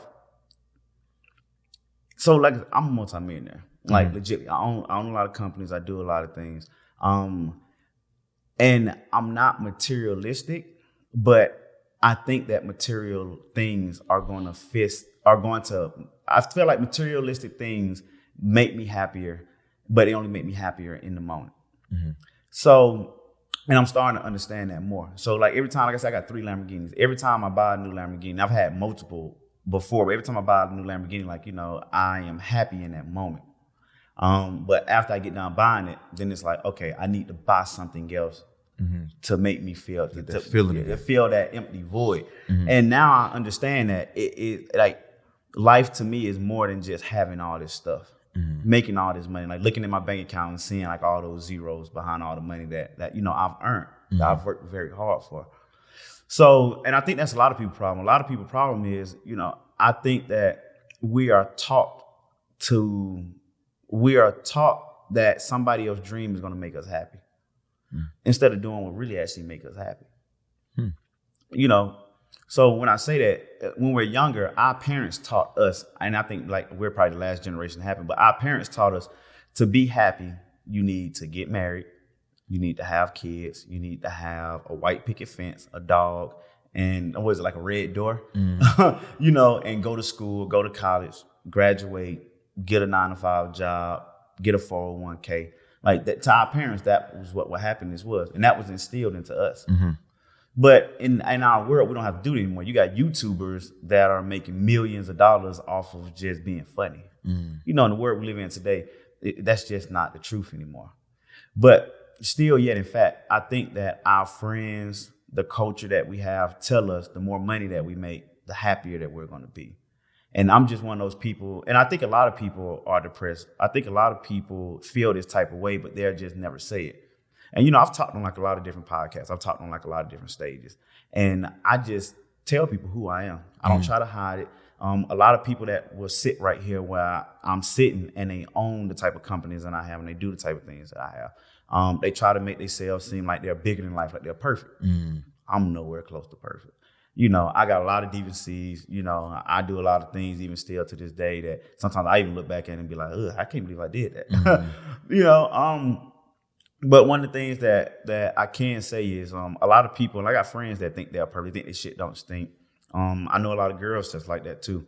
Have you ever talked to a girl that literally, or even a guy who dated somebody for years and they broke up and you've been like, well, what did you do wrong in the situation? And they sit here and be like, nothing. And then you really be like, no, you had to do something. Like something, you did one, tell me one thing. And they be like, I did nothing wrong. It was all the other person. You know, when I hear stuff like that, I'm like, you're fucking delusional. Right. Like you you need help. Because in any situation, you know, we have a hard time putting the blame on us. We have a hard time seeing that, you know, we're human. Like we have stuff wrong with us. And I look at people that think that they shit don't stink. I'm like, if you're perfect, how can you become a better person? How can you be better if you are already perfect? So I always look at myself and I look at a lot of things that I do and I'll be like, how could I have done better? Like, what could I have done better? How can I grow as a person? And with me just being depressed and like going through like different things that make me depressed, when I'm alone, I feel like depressed. Not all the time, but I'm saying like sometimes when I go like long periods of time without having interaction with other people, which are like, you know, days and stuff like that, I start getting depressed. Like I be wanting to hang out with my homeboys. I be wanting to hang around women. So right now I'm having a problem with actually just being alone. And like, you know, that's some of the things that make me depressed. And that's one of actually the biggest things that make me depressed, like finding myself and understanding that like, I don't need anybody to be happy. What about you? What? Like, do you ever feel depressed ever? Do you even know what depression even actually feel like? That's what I was gonna say. Like sometimes, you know, I be thinking like I'm down, like especially when like certain events happen in my life, and I be like, damn, I'm just feeling down. I might still smoke some weed and try to cope. You say an event like somebody like passing Not away, an event like or? that, like just something like probation or it was one instance that happened a few months ago that like a bunch of my homies got indicted on some charges, and I was like, yo, I know they're coming for me. Yeah. And I just knew one of them gonna snitch on me. I had a situation like that too. Yeah, so that was depressed. I was like, yo, like I didn't work to build all this shit up. Now I'm about to go to jail. And so like I was just down bad, but I know I deal with depression, but it's not just like a heavy toll on my life. Yeah. Like I think that I can wing off things. Like all I need is like a week or two. It's like you can manage it very well. Yeah, I think so. Even my depression, like I can manage my depression, and I do. But at the same time, I'm starting to understand it more, so I can just be a better person. Yeah. That's why, like I tell people, sometimes you need to go talk to somebody. You know what I'm saying? I think most people need to just go talk to somebody to be able just to vent. And have somebody literally just be like, hey, this is how, just to give you the tools on how to handle different situations. Yeah. Because dealing with a depression or dealing just with life in general, like, a lot of times we try to do everything ourselves.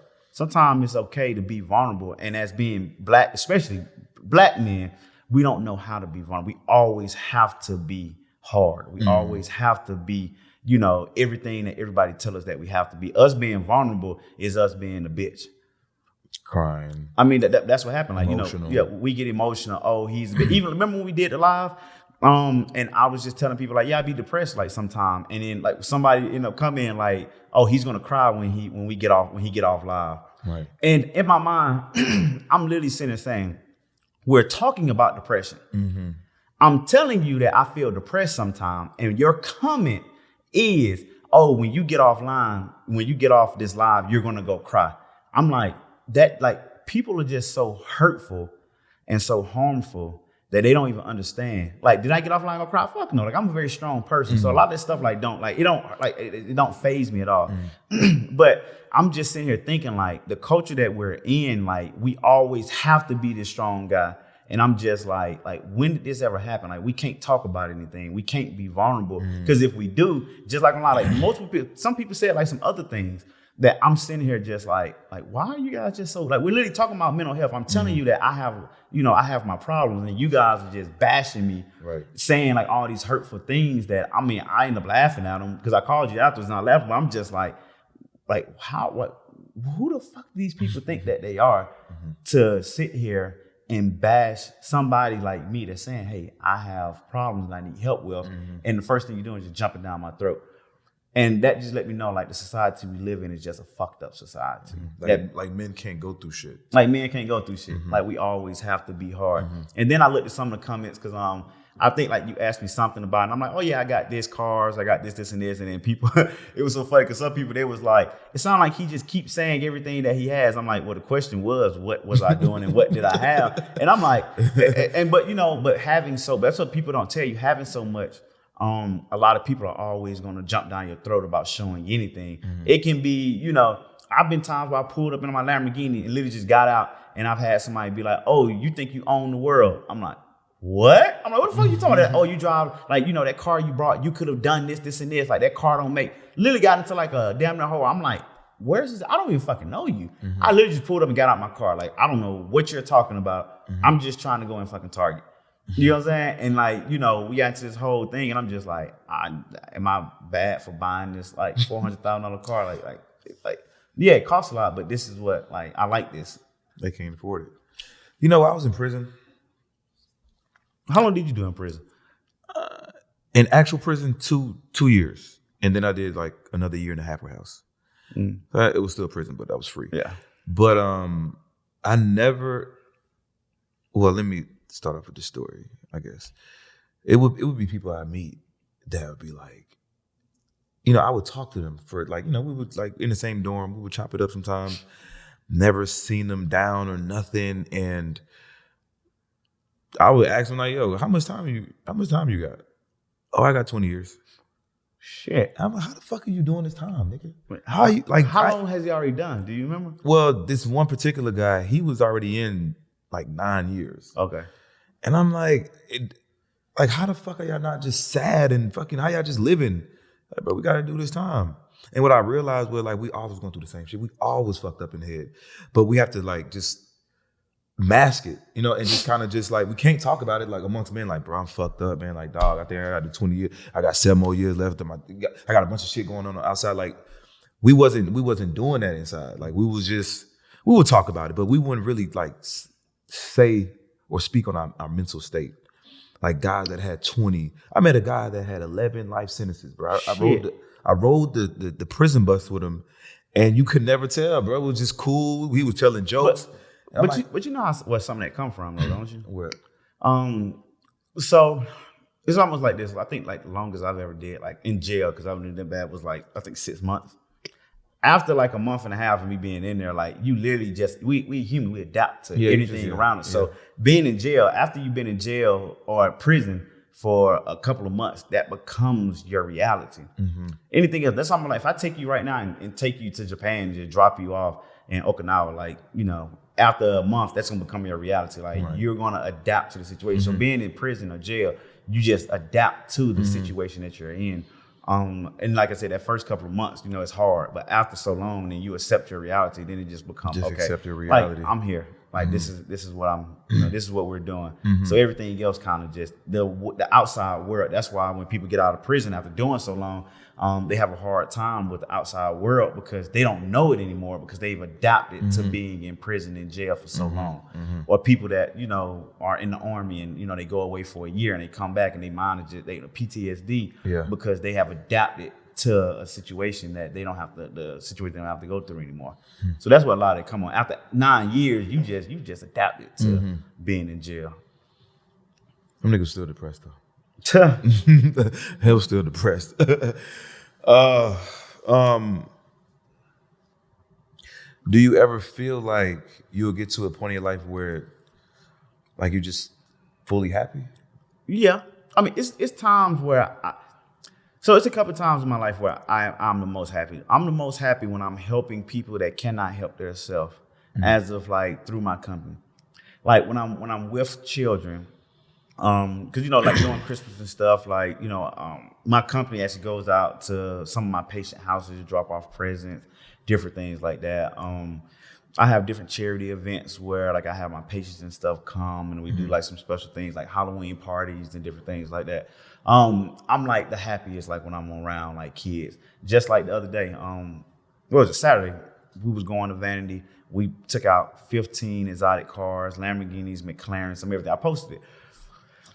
And it was these kids was walking by and they was like, man, like we love your car, this and that with their parents. And then I let the kids sit inside my Lamborghini and crank it up all by itself and stuff like that. That's what makes me the happiness. That's like I said, that's nothing. And really when I'm at my house and I got people over and they're swimming, they're just enjoying. I like people enjoying all of my hard work. That's what makes me happy. That's true. That's one of the things that truly make me happy, seeing all of the people around me enjoy all of my hard work. What about the people that enjoy your hard work, but don't try to pour back into you? That doesn't kind of bother you sometimes? Because I went through those stages where like I was making a lot of money and I felt like, you know, what makes me feel good is helping people. Like, okay, I did it legally, but I got money, whatever. Yeah. But I'm helping everybody. But I never got that back in return. Do you feel like, does it bother you? No? Or do you get that? Yeah, no, I get that. And you know, it's one of those type of things where I have people around me that, and it's sad to say, but I know they will never amount and do the things that I've ever done in my life. I got some people that be around me that I know that are just takers. Where, you know, they're just there as long as I'm there just giving. You accept that? I don't so much accept it, but I'm okay with them coming around me and some of the things I've done in my life and some of the things that I have, because at the end of the day, it's still gonna happen. You know, so it's like my house. Like, you know, I allow like a lot of people to come on my house all the time. Some of those people are there for like the wrong reasons. Some of the people don't care about me. Some of the people don't even know I even own them. I've had like a lot of people at my house think it's a damn Airbnb. Like when I have like certain events, or, you know, some of my friends have stuff at my house and they're like, oh, this is a nice Airbnb. And I'd be like, I've literally stood right there and be like, this is a really nice Airbnb. You know what I'm saying? Because I don't have no pictures and stuff like of myself, like just hanging around the house. Like you wouldn't know. but just having people around, like I said, that are takers and stuff, my bills are still going to get paid. My cars are still going to be paid. Like, just because you're at my house swimming, and particularly like you don't care about me, and it's like that don't bother me, because like I said, it's not going to harm me. And all my relationships, I don't really need anything from like a lot of people. You know what I'm saying? I got like certain people that I count on for things, yes, but as of like, I don't. Every relationship that I have with a person, I run into a person, like you don't have to bring anything to the table for me to get to know you or for me to just have a conversation with you. So that kind of is a loaded question to answer it. It don't really get up under my skin, because a lot of us, we focus too much on what does this other person bring to the table? Like, how can they be beneficial to me? Because I'm going to be beneficial to you. But outside of that, I look at it as just being like, I'm just a great person and I'm an open person. So no matter who you are, no matter what you have, like, I just want to have a conversation with you to understand your life and your struggle and how you are and how did you get to the point of your life. So yeah, you may not have nothing to bring to the table, but you've been through something, and I want to know what you've been through.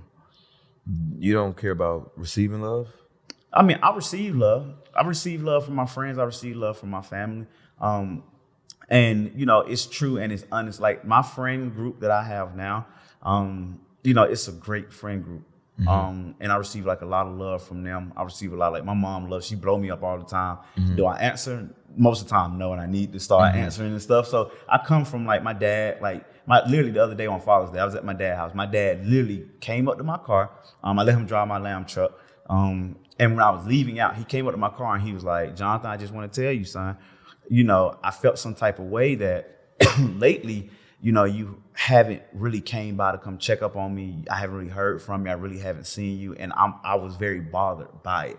And I'm so happy that you came here on Father's Day to come see me, because, if you didn't, like it was going to be a problem. But I just wanted you, like he literally said, it was going to be a problem. But he literally said, but I'm happy that you did. But, I really was feeling, like down about my son wasn't checking on me and coming to come see me. Like, I was expecting for him too.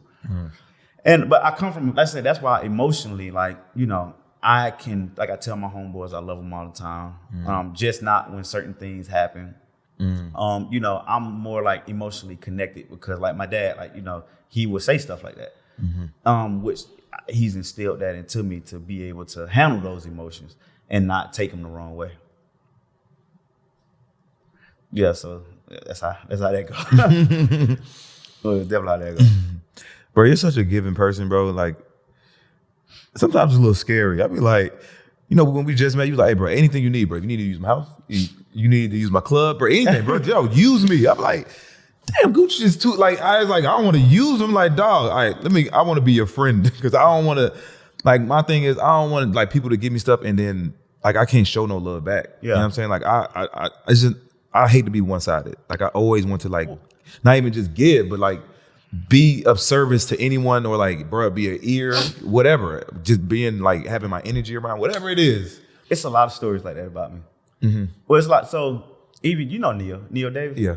So the first time I met Neo, I met him when I was in, it was in Las Vegas, and it was for a Grant Cardone event. I didn't know who Neo was. I met him through Mr. 2 Weeks Out, and I had a quick conversation with Neo, and Neo was like, hey, I'm thinking about moving to Atlanta. And I'm like, oh, you coming to Atlanta? I'm like, well, shit, when you come down here, you don't got to get a hotel. Just come stay with me. Yeah. I'm literally like, just come stay with me. I got a car you could drive. I only known him like 10 minutes. And I'm like, I got a car you can drive. Like, just come down here. You're cool. So he calls me like 2 months later. He like, Gooch, is that, can I still come stay with you? I'm like, yeah, I didn't follow him on Instagram. I didn't know what he did. He flew in. I said, who's Neo? He was like, oh, he do this. I'm like, is he a good guy? He's like, yeah. I'm like, all right, cool. He came down. I gave him the keys to my Range Rover and stuff like to me, all this materialistic shit don't mean anything to me. I don't really hold no value to it like that. Like, it's fun. You know what I'm saying? So just like I let the kid, like this 14-year-old kid, literally get inside my car, crank up my car, turn it off. And like, even like when we do stuff, like I let kids get inside my cars. And I'm just like when it come out and stuff, like, I just don't be caring. Like, I let people come on my house. And even with me extending, like, using my club and different things like this, like, to build very good relationships, I don't care about losing certain materialistic things because it don't really matter to me at the end of the day. Finding great friends means more than anything else. Having great people, and I have a great tribe of people around me. And I've never really had anybody ever like really just try to fuck me over and stuff. At least not intentionally. Like I've been through my situations where people have used me and done simple things, and to me it's just like you have to deal with that. That's who you are as a person. Like it's so many different stories about me being so giving. Like people would be like, man, Gooch, I came over your house and the first time I met you, you was like, let me get this for you, let me take care of this, let me just do this. And that's just who I am as a person. That's instilled in me, and I have done all the stuff I've done in my life because of me being that person. And like I've reached all these plateaus, so I'm not I'm just a loving person. Like I talk to anybody, you know. Like most people when they meet me, they feel like they've known me forever, and I like that about me. I like being open to where like some people I come around and I just be like, I don't even want to talk to that guy because like they just give off like an essence of just not being friendly. I'm a very friendly person, and I'm killing the game while being this friendly person. You know what I'm saying? So some people, they feel like they have to cut other people off. They have to be like, everything I got is mine. Like, I don't want other people to enjoy it like this. And I'm like, I'm the complete opposite. But if that's what you value, that's who you are. I'm not saying you're doing anything wrong, but that's just not how I live my life. So even like your friend, like your homeboys that you introduced me to, like I'm just, as soon as they meet me, I'm going to be like this nice, like emotional, loving person. Hey, you need somewhere to stay? Yeah, I be like that. Like my friends literally hit me up and been like, "Hey, Gooch, I got a friend coming in town. Like, can they come stay at your place?" And I'd be like, "All right, cool." Like, I mean, I got multiple guest bedrooms that are full of suites and stuff in my house. I'm like, "Yeah, cool, come stay." And I get to know them. I mean, I never had anything bad happen. I've never been robbed. I've never had any of that stuff ever happen to me. And another thing is, I don't really have nothing for nobody to fucking take anyway. Right. I guess when you got good energy, like you just. Like the universe is gonna keep good energy around you, because I don't know, bro. I'm glad we had this conversation because I've had a problem with like making friends, and it's not that people don't like me. People love being around me, but I've been scarred by old friends, and it makes me hard to trust people. Like I don't allow too many people in my life. I don't want to be so friendly. I'm a friendly person, but I don't want to be friendly. Because I've seen people use that. I've seen people use and abuse it. And but all right, let me say like this. So I've been used and abused before. And the worst thing I could have done is close myself off to the rest of the world. And by doing that, you've met me. And like you said, I'm so open. It's almost scary how I am. But you're seeing somebody like me being the person that I am and being open. And now it can show you the way of being like, maybe I don't need to be so closed off. So that's another reason why I'm so open, I'm so friendly, because a lot of people are like you where they've been hurt or they just not friendly, and then they meet me and they're like, this guy have all this shit going on and he's just so nice and so happy. And you know, that's another reason why I am like that, to show other people that are closed off that you don't have to be that way and you can still be safe and live an honest and live a great life. I mean, have I showed you that by how nice I am? You know what I'm saying? Like just by, and like, you know, and I got a great network of friends. I mean, shit, you one of my friends now. And you know, even like the other day when we first tried to shoot, you know what I'm saying? Like when I was talking about, like I called Justin downstairs to try to help you. Like I'm giving you game on, you know what I'm saying? Some of the things that you were doing. That was life-saving. Oh my God. I don't even know how that happened. I don't even know, like, just the universe just made that conversation happen. Like, even if I never walked you downstairs, that would have never happened. Yeah, I really needed that piece of information. Yeah, thank you. no. I'm like that, but anybody. And one of the things is I'm a very cultured person. So, and I tell this to anybody: like, life is what you make it, man. It really is. Life is what you make it. And in this life that we live today, the only thing we can do is just learn about other people's struggles. So I'm always trying to learn what other people have been through, so it can help me in my struggle of life.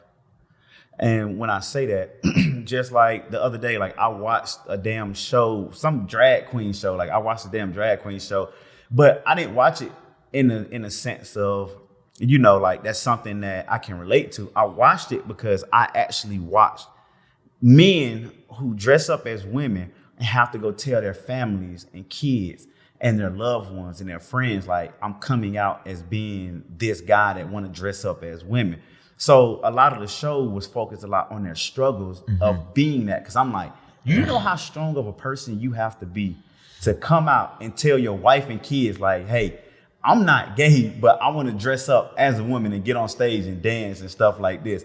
And just looking, but just looking at their struggle, I was more, I was more focused on their actual struggle that they've been through and the things that they've been through, because I'm always learning. And I'm a big believer in understanding and having something in common with everybody. So that's another reason, like, if you look at like some of my friend group and you see pictures and stuff with me, like I be with like white guys, I be with like hood niggas, I be with around everybody because I can relate to pretty much anybody in any type of situation.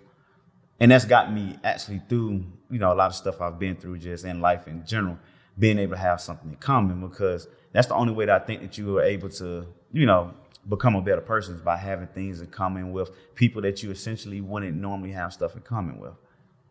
That's how you create good friendships. You know what? Today I'm gonna change my life. I swear. No, you good. You good. Mm-hmm. Yeah, I'm gonna change my life, bro. But how? What are you gonna do? One, I'm gonna pick up the phone for people. That I do not pick up the phone. Well, do you at least text them back? No. I mean, I be busy, but then okay, like I don't know what it is. Like I can't even explain why I don't pick up the phone, but there be times I don't pick up the phone, call back or nothing, and I be so wrapped up in work. And it shouldn't always be about work, you know. Like it should be about, you know, genuine connections. And if people need you, I don't know if these people really need me. I don't pick up the phone. Yeah. So I really want to be a better friend. I want to be a better friend, a better person when it comes to just dealing with people, letting people in my life. Like even like a guy like Mitch. You know, like Mitch is so cool. You know what I'm saying? Ty's so cool. And it's like sometimes I kind of like put this wall up against people because I don't know your true intentions. And it's like, okay, why are you even worried about that? Like if you're thinking about negative what happened, but if you're just so open, if people use you, so what? Fuck it. And no, that's how I am. So literally, you literally said something. Like I feel like if somebody uses me, they have to deal with that shit, because I'm still going to be an amazing person. I'm still going to live like an amazing life. Mm-hmm. I'm still going to have fun. I'm still going to have a good group of people. So if you feel like you've gotten over on me or you've used me for whatever, and you like, oh, I got over on him, I'm like, cool. Like I'm still going to be this super happy, because my life, like I live an amazing life. Mm-hmm. I have a lot of fun in my life. So if you use me and get over on me, if that makes you sleep easier at night, then that's just something that you got to deal with. It's not going to harm me. It's not going to cause me to shut down and be like, well, I'm going to cut everybody off. And if you're not bringing something to the table, then, you know, I'm not going to be your friend. No, that's not how it is. And I hate when I hear people be like, I've met women and guys, I don't have friends. I got associates. I'll be like, who the fuck want to live a life like that? Like, you think that shit sound cool? Mm-hmm. Like, does it sound cool for you to be like, I don't have friends? Like everybody, I'm like, you sound like a fucking idiot. You know what I'm saying? Like, think about a life where you don't have friends, you don't have anybody that you trust, you can't get over like something that somebody else did to you, and you're always just closed in. No, I have friends that I trust with my life. You know what I'm saying? And some of the things that I do, I have to trust them with my life. You know what I'm saying? Even like with skydiving and stuff, like even like packing my parachute, stuff like that. Like, you know, I trust my friends to do things that could essentially like literally kill me or get me in like, you know, a lot of harm. And even like when we're doing like some shooting exercises and stuff like that, like I have to trust these group of guys that I have with me on like not to fucking shoot me. So, you know, just going through life, like I love building friendships with people. Like, and I have a lot of friends, and I have a lot of people I consider to be my friends because of the nature of our relationship, and I love it to death. Now, does that mean that they're my friend? Like, I consider them to be my friend, but do they consider me to be a friend? I would say yes, because I do bring a lot to the table. Because when they're genuinely with me, they genuinely have fun. You know what I'm saying? So that's why I say it, like, you know, nothing against it, but that's why, like, a lot of those, you know, Instagram type people and like all that type of stuff, like, you know, I kind of shy away from those type of people and things like that. And not because I'm not saying they're good people and stuff like that, but just some of their values and some of the things they do, I don't care for. Like, I hate being out and somebody pull out a camera. You know, I hate, you ever been out to eat and you see a table full of people that are all on their phones? Mm-hmm. They're not even interacting. Mm-hmm. Like, stuff like that bothers me. It bothers me too.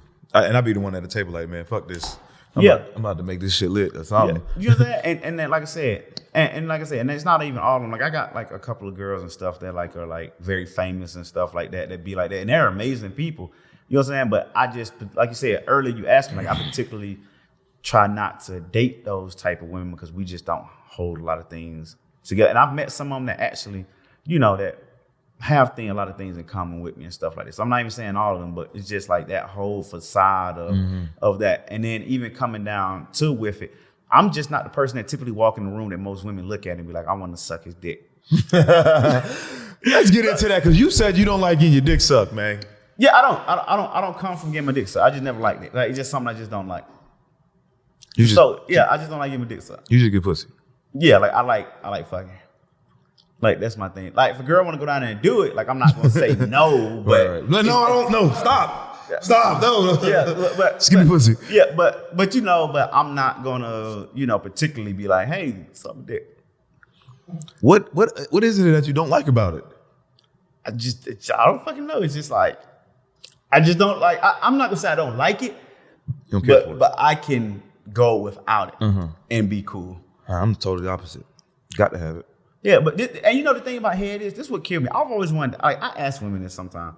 I'm like, why would a girl sit here and be like, you ever met a girl that'd be like, you can't fuck me, but I'll suck your dick. Yep. You gotta fuck me with a condom, but I'll suck your raw dick. That shit don't make no sense. The same mouth I kiss my kids with, the same mouth I do all this. I will literally, I would think that a girl would rather be like, I'd rather you put on a condom and hit this pussy versus nutting inside my fucking mouth. But I've never understood that. Like, have you ever met a girl that's like that? Yeah. I've nenever understood that. It don't make sense that you give me head raw, but I gotta fuck you with a condom. I mean, but they say they don't want any diseases, but diseases going them out too. Get a disease it don't make sense. Yeah, like it don't make sense that you'll be like, I don't want you to fuck, but I'll just suck your dick. I feel like that's more intimate. Yeah. I feel like more personal. Yeah, it's more personal. Yeah, for sure. Like it's definitely more personal. Damn, yeah. So you know, it's backwards with that. But I was going to ask, like, so what type of women do you actually like? I don't really have a type when it comes to like looks. I go based off of like personality, energy. I like different type of women. I just like feminine energy. As long as you're just not ugly. If we can get along, we could laugh, we could kick it. I just go with vibes. Mm-hmm. It's hard to explain what I like because every woman that I deal with, none of them look alike. None of them have any type of like the same personality, anything. So it's just, I like vibes. People that I can interact with on different levels. Mm-hmm. Do all those women like bring stuff to the table? No. Do you require your girl to bring anything to the table? Not necessarily tangible things. I would just want something to be reciprocated. So if I'm the breadwinner, if I'm taking care of you, I don't want you just laid up in the house and you just got everything easy and you're not worried about me. You bring it to the table is making sure I'm happy, making sure I'm fed, making sure I'm getting pussy. You know, like being thought of. You know, it's just that simple shit. So like if I feel like it's like I'm being used, then I'm getting out of that situation. Have women used you before? Yeah. I don't think intentionally. They just, I guess they wasn't brought up well. Yeah. Like I had a girlfriend, she was like 5 years younger. I took care of her. She just was, she ain't know how to be a girlfriend. That's the best way to explain it. She ain't know how to cook, clean. Like I know I was going through my indictment and I went to her house like twice and she didn't give me no hug or kiss or nothing. I was like, oh, this seems odd. You know, like I'm going through some shit, yeah. You know? And then the last time I was like, yo, if I go over here and she don't do this again, I'm bringing this shit up. And I was like, yo, what's up? I came over here like 3 times. You ain't hug or kiss me or nothing. Like, you know I'm about to go to prison, right? You know, the type of mental, like I'm going through shit for real. Like, what do you, like, I could be by myself. And we broke up. I broke up with her. Like, did she understand it? I don't know. I don't fucking know. So I think a lot of people don't honestly know how to date. I don't think so either. Yeah, I don't think people know how to love properly as well. I think that stems from people don't know how to love themselves. Yeah. Yeah, remember I was mentioning that earlier, like being able to find yourself and love yourself before, because how could you honestly love somebody else if you don't love yourself? Right. So I think a lot of these people out here, like they lust each other. I feel like a lot of people out here date because that other person checks a certain box. I feel like a lot of men, and it's both ways. I feel like a lot of men don't care anything about the values that a girl hold. They don't care anything about like her family values. They don't care if she cook, if she clean. As long as she look a certain way, then he will just like do whatever. Like, I got some friends who literally, if a girl look a certain way, like they will go out and go buy her that AP. Go out. Just spend mad because they make so much. So they feel like, all right, they can do it. But you know, at the end of the day, I'm like this girl don't care about you. And that's what happened with a guy that I know. So basically, he went, got her whole body done, all this stuff. He ended up having a stroke. And like the first thing she did when he had a stroke was like start taking his watches, his money, all this type of stuff, and like trying to dip out.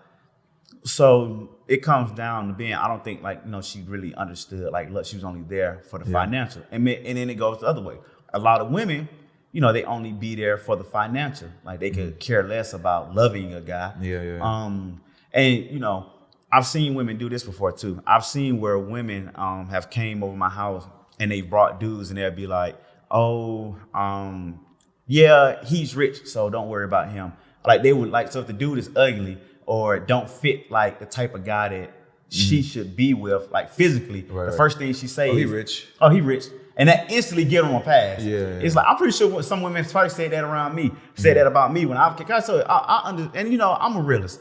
So like I said, I'm not the guy that walks in the room and the girl just be like, let me just suck his dick. Like, I'm attractive. A lot of women like me and things like that. But I've noticed a lot of more women like me once I start talking and they actually get to talk with me and things like that.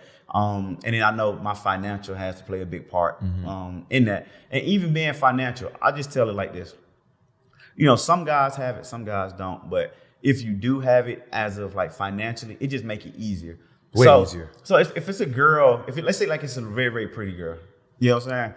If she's a very pretty girl, if you have nothing at all, you have to be the most funniest, like the most handsomest, like you have to be on your fucking P's and Q's. You know what I'm saying? And it's a lot of guys out here who's like that. You know what I'm saying? But then if you're just rich and you just have money, you know what I'm saying? Like when I pull up in my Lamborghini and I get out the car and the girl see me get out of it, my conversation with her is literally like, oh, hey, what's up? Let me just get your number. I got somewhere I gotta go. That easy. It's that easy.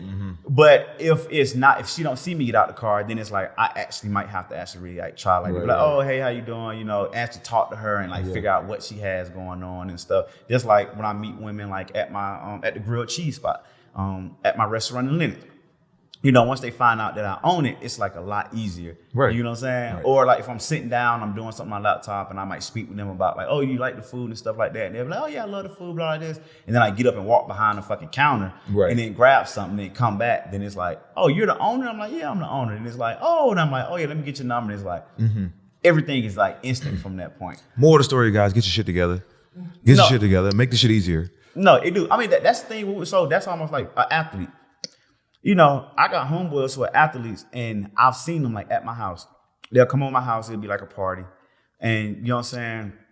They already like, they look swollen and stuff, but some of the girls that be over there, they don't care about none of that shit. As of like kind of like look wild. But as soon as they find out they're an athlete, now every joke he's saying is fucking funny. like everything he does, like I've literally had women be like they, cause a lot of women I be around and stuff, you know what I'm saying? Like I'm very friendly and stuff. So, like they talk very plainly around me and stuff like that. So I literally be like standing there next to them and they'll be like, ooh, oh, that's what's his name that played for such and such. And then like they'll go out there and go try to talk to him and stuff like that. And it just be funny just seeing like how these women talk like about men and understanding like shit, we fucking cattle in this motherfucker. But it's the same way. Like it's the same way. Yeah, as men, like, we talk about women purely like on their looks. And just let's just be real. I will let a pretty girl get away with a lot more than I will a girl that I don't find attractive personally. Very true. You know what I'm saying? I definitely will. So I'm along those guys. It's a bunch of red flags that you're just going to excuse. Yeah. It's going to be a whole bunch. Just because she light skin, wavy hair, fat ass. Oh, fuck it. We're going to put up with whatever. Yeah. Oh, I know it. I already know. It's just like you said, like we don't even care like where their family came from. We don't care about their morals. We would change their life. Yes, we'll change. Yeah. Give a fuck where you all over looks. And they can be the fucking headache. Yes. I mean, they can literally just be a fucking headache. Yes. Yes. And I think social media is making that like more evident as of, because it's a lot of women that like I've met on social media that I normally just wouldn't have the chance to meet. Just like because of just where they live at. Yeah. Like, I've flown girls in from like around the country. Australia, nigga. I've flown girls from out the country in too. So the thing is, but my thing, like I would have never been able to meet this girl. Oh shit. Oh, you got somebody got to buy a flight for? Oh no, I got some more. I forgot to bring up this topic. Go ahead though. Oh yeah, but my thing is I've flown girls in like around the country, I mean around the world and different things like that. But because of social media, I was able to meet them. Mm-hmm. So now in today's world, you'll see it where you see girls who have like hundreds of thousands of followers and stuff. And my homegirls who have sometimes millions of followers, they'll show me like DMs from like rappers, athletes. And I just be like, holy shit. Like, I'd be like, damn, like Drake really in your fucking DMs, like trying to hit you up. Like on like some, I'll be like, but if they're, because now it's attainable to where at first, if you talk to like an athlete or a rapper or something like that, like, you have to like run into them somewhere. Yeah. Now, all they got to do is just hit you up on Instagram and the girls be going for it too. Oh. Like they be going, like I know some athletes, they just flew out like 3 private jets from 3 different places in the United States to Turks and Caicos just to go hang out with them, put them all up in a mansion. I'm like, then they come around me and I'd be like, yeah, I'm not doing none of that for you. But what we will do, we'll jump out of the airplane though. Like, you know what I'm saying? Like we'll go, like I will, but that's where my thing come in at. Yeah, I may not buy you no Chanel purse, but like we're gonna fly first class. Experience something that you can experience with them. Instead of going to spend $10,000 on the bag, yo, we can go take this $10,000, go take a trip, go do all this shit, take pictures. Oh, and we're gonna do some amazing and we're stuff. gonna remember this stuff. Yeah. Versus if you leave me, you can't just walk away with the Chanel bag. You gonna walk away with these memories. Yeah. You'll never forget me. No, and a lot of women say that. They'd be like, I've set the bar very high. Like I said, like even when I take my ass, like, you know, we're gonna fly first class. We're gonna stay in like one of the best places, and that's one thing. I stay like in 5-star diamond hotels everywhere I go. Or even if I rent like an Airbnb and stuff, like it's gonna be like a $3,000-$4,000 a night. I'm talking about massive place, and it might be only us two because I'm just used to certain things, and I work hard enough to have it. So like, yeah, you know, the trip might cost me $25-$30 grand for me and her. You know, that I would spend that. Easy, and I spend it all the time on like most of my trips that I go on. But like, yeah, going to go buy. That's a good trip. I ain't gonna hold you. That's a good trip. 20,000. Yeah, because like I'm like, so even like this, like when I go snowboarding, for me to get you, especially in Aspen, for me to get you like a one-on, because if you go snowboarding or skiing with me and you never done it, like I'm going to get you a one-on-one class, 2 of them, like for 2 days. So each day in Aspen, that's $1,500. That's $3 grand right there. Wow, $1,500 for a class for one-on-one, where he's going to be you and an instructor one-on-one. I can't show none of my girls this. And then like when I stay, like if I stay somewhere, like even so, like I like staying at the W in Aspen, super nice. Like when I stay there, that's $2,900 a night, and I'm usually there for a week. So when I go, it's not the regular room. No. It's there, but their regular rooms start off in Aspen at $1,200 a night at the W, in Aspen. So like I said, mine's more like close like the $3 grand. Cause of course I get like the suite, but that's anywhere I go. But that's what I'm about, like the experiences. So yeah, I'm not. And then like I said, I don't dress that way. Like if like when we go out and stuff, I'm gonna have on like a black pair of jeans. You know what I'm saying? Like right. All Saints type of black shirt. Like I dress clean, but I'm not gonna have on all the designer. The low key millionaire. Yeah, and I'm just gonna be low key. All right, fuck this conversation. I know you about to ask. What about to ask? Just go ahead and ask. What about to ask? Just go. It got something to do with out the country. You damn right. Passport bros. Okay, man. So you recently went to Colombia. You FaceTime me. It's 2 hours. Get the fuck out of here. Shit. As long as I have had. This is the last topic though. Okay. Passport bros. You recently called me while you was in Colombia, having a great time. Yeah. Can you just speak about your experience out there in Colombia? Well, this is what people have to understand about any Colombia, DR, Costa Rica, where's another one? Amsterdam, anywhere like that. The women out there are really beautiful. Some of the most beautiful women like in the world are going to be at these tropical places. That's where they're going to be. And in these tropical places, these women are a part of what we consider to be like sex tourism. Yeah. That's what they call it. I mean, so no matter where you go in like these countries, everybody, it could be the police officer, it can be the waitress at your restaurant. And these women are very, very, very beautiful. So the same women that we see here that we consider to be like an instrument, and like they get their bodies done too. So, they'll have like a BBL. And have you noticed a lot of women will fly to these countries to get the stuff done, get their teeth done, get their titties done, get their ass done and stuff in these countries. So that means that all the women that live there, they've been doing it so much, so they have perfection out there. So out there, like the cute, light-skinned, BBL, pretty face, straight teeth, long hair. Everywhere, like it's a million of them running around there. And like you can like literally pay them like 100, 150, and like they're coming home with you for like what's the difference between American women, dealing with American women, and then dealing with women out, even if it's not about sex though, regular women out there? So I've noticed this, dealing with regular women out there, like they're more giving, they're more understanding. When I say they bring like a lot to the table, so if I meet a girl out there, she's not so persistent on who I am, how much money I have, and things like. They really try to get to know who you are as a person.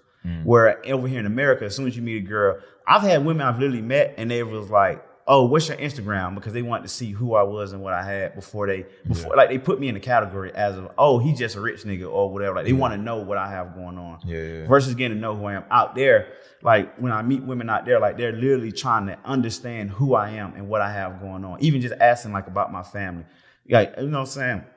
And then half the time they don't ask what I do or anything. Like they don't ask like where I stay, what kind of cars I have or anything. They don't ask for like my social media and stuff. They honestly just get to know who I am as a person. And they pay for stuff out there too for the meal. So like if I go out to eat, like they'll literally pay for the meal. They're trying to do fun stuff like, oh, like let's go to this mountain over here and like go have fun like at this mountain. Like let's go do these work. And a lot of stuff don't even cost money. They just want to spend time. American women isn't like that. Let me ask you this. I've noticed. You get pussy in America. Why do you go to Colombia to get pussy? We gotta understand, in Colombia, I look at it like this. Just being in Colombia and stuff like that, I like business. And with business, there is certain things that I can do and certain things that I can't do. With friendly relationships can get you in trouble. So when I say friendly relationships get you in trouble, friendly relationship is a girl showing up at your house, knocking on your door, scratching up your car, all this type of stuff. A business relationship is, hey, I'm paying you to do this right here, and anything outside of this don't count. If that kind of makes sense. So that's where it comes down to being. And a lot of us just being men, like, we are, like, we only want one thing at the end of the day. So think about all the women that we run into over here in the States and stuff. Like, I don't particularly like, I don't want you. And I think that's something that a lot of these beautiful women get confused with men. They think that we want them. We just want to fuck you.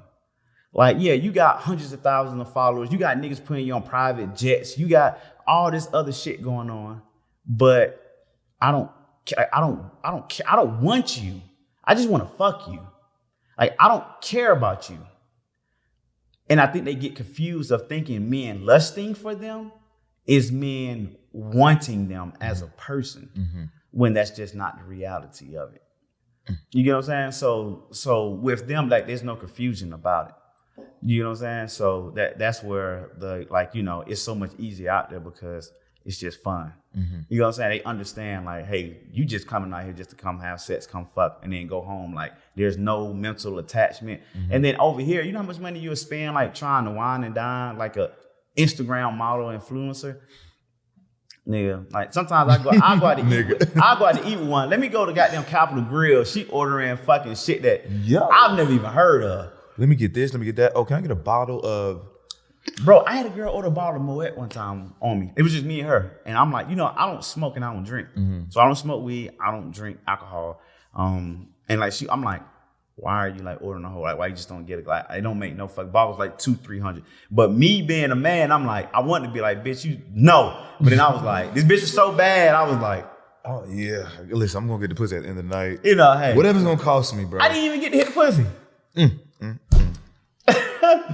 I didn't even get to hit the pussy. But but the thing is, men go out there and do stuff like that just for the simple fact of No, it's a business relationship out there. We understand this beautiful girl. I just want to fuck her. That's it. Like I don't want strings attached. Even with a lot of the women here, like I don't want to hear about your problems. I don't want you to hit me with your rent is late. I don't want you to sit here and be like try to have to take you some expensive place. Like I just want to fucking get and just go on about my business. Yeah. But with women here, like you have to date them. You know what I'm saying? And then women always be like, well, keep it real. Just tell us up front that you want. Yeah, you go tell that bad bitch that all you want to do is hit. And you tell me how that work out for you. It ain't gonna work out. It ain't gonna work out. Or she's just gonna want monetarily, she's gonna want something, and it ain't gonna be $100, $150. I promise it's gonna be that goddamn Chanel bag. Cause you hear rappers talk about it. Like you've heard Lil Baby say in songs like, shit, if she don't wanna come, I'm gonna pay her. Yeah. You know what I'm saying? Like, yo, just imagine if we had that culture in America.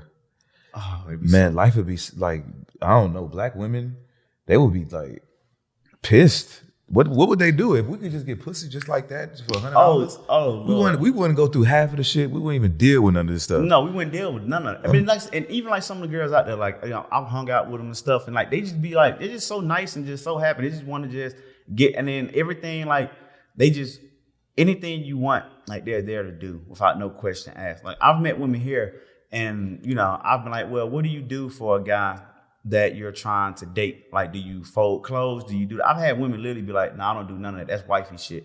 I'd be like, what about cook? No, like that's wifey shit. I'm like, so you're telling me as a man, I have to treat you like my wife. I have to buy things for you. I have to take you on trips. I have to pay for your lifestyle. If you're in trouble, I have to be there. I have to make sure that you're safe. I got to do all this stuff. And all I get in back is supposedly like your loyalty. Like you don't have to do anything. But that's the kind of the culture that we live in. Like it's always, we have to chase women and we have to do all this amazing stuff, whether it's monetary or not. It might be you get a flat tire at 4 a.m. in the morning. Like I have to be the guy to pick up the phone and come get you. That has nothing to do with money. But you over there doing the bare minimum. But you over there doing... That's wifey stuff. Yeah, but that's wifey stuff. Like, and I've never understood that. So I have to do everything for you to be able to do nothing. But it's been great that I've met some really amazing women who don't think like that. I've met some really amazing women who literally go out their way. So even like my ex, like, she probably was like the most amazing person I've ever met in my life. As of like, she did some of the most amazing things for me. And it changed like how I thought and how I think about women just in general. Like she was doing stuff that I don't think any girl would ever do, honestly. Like she was just going out her. She put like this. She made sure that I was always felt like I was loved, and she made sure that I was always like I knew that I was always being thought about. So she always went over and beyond to do this. It's so simple. Why not wife her? So yeah, it's a whole big situation about that. Okay. Well, man, it's a good interview, bro. I never had a 2-hour interview. Yeah, I know. It's like we just been saying talking. Yeah, we just chopping it up. Yeah, just been talking about. Oh, but I want to ask you. So I know the thing. What do you have going on with Justin? Like I know you was coming up with a webinar and stuff like that. So like, what do you got going on before we jump off here?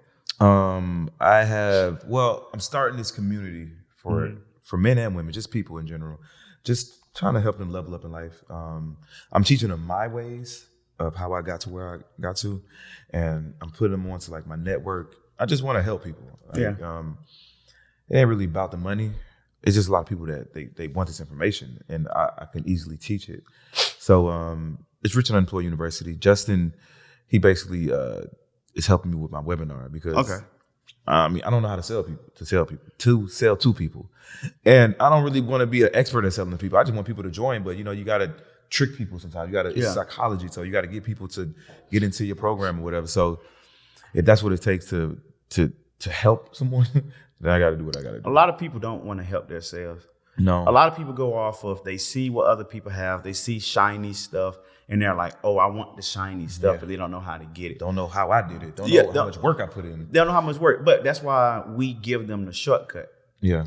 So people have to understand this. Yes, there's a lot of different ways that you can attain a lot of different things in life. But the best way to do it is to follow somebody who's already done it, who can tell you how not to make the mistakes that they've made. So that's where, like you're saying, like a lot of people want to do amazing podcasts. A lot of people want to understand relationships and things like this. You've been through all of that.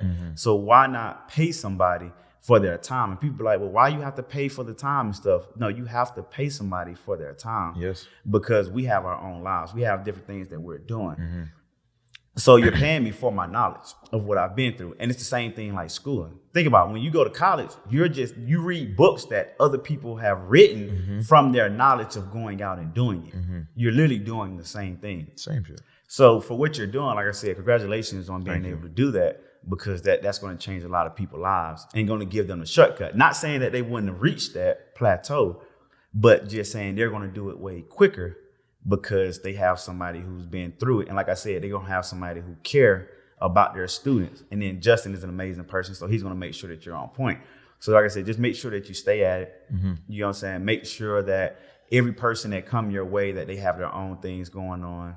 And you have to just understand that you can't treat everybody the same way, or teach everybody the same way. And that's one thing I don't really like about schooling. They try to teach everybody the same way. And a lot of us don't understand that way. So, try to make sure everybody is successful, mentally, physically, financially, and you're going to do great things. So that's why, that's why I teach people how to open up home healthcare services. Because like I said, they don't have to have a background. They don't have to have a medical background. They don't have to have no medical degree. And I teach them how to open up very successful home healthcare companies and sending out nurses, CNAs, LPNs, RNs to take care of people who essentially can't take care of themselves. And that means so much because at the end of the day, it gives them a feeling of doing something that really matters in life. And a lot of things we do, we don't get that feeling.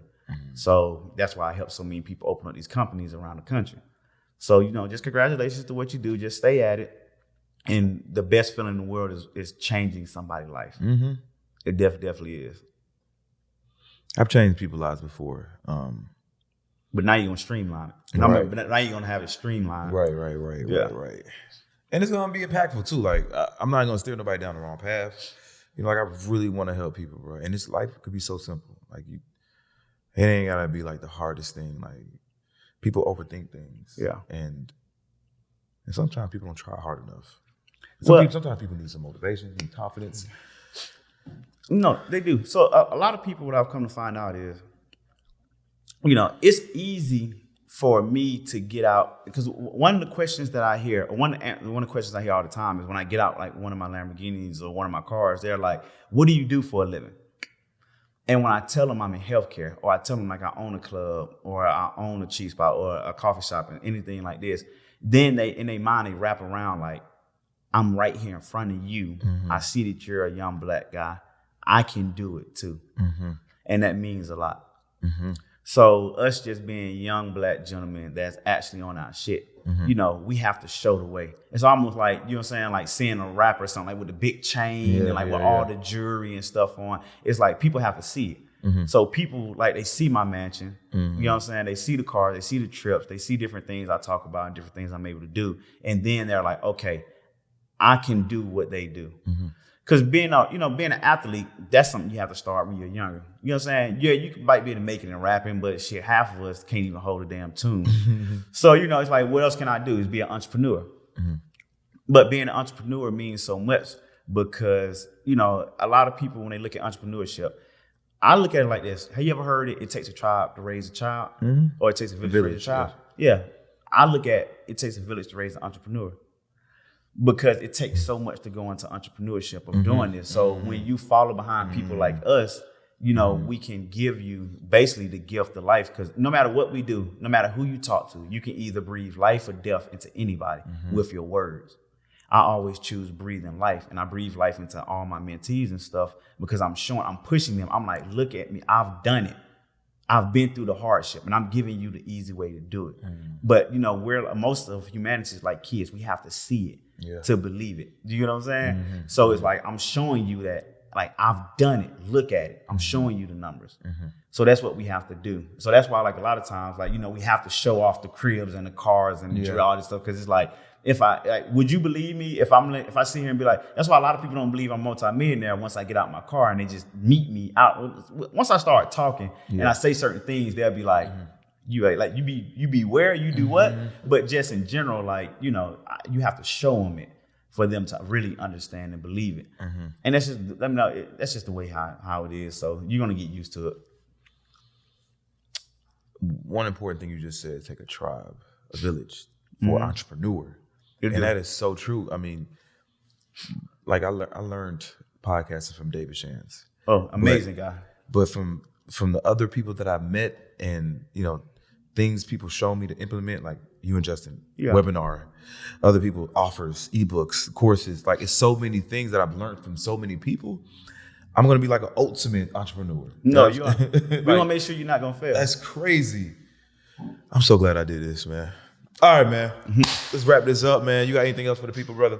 So one of the things I just want to make sure I tell the people is just understand who you are as a person, and always learn that other people are going through their own struggles.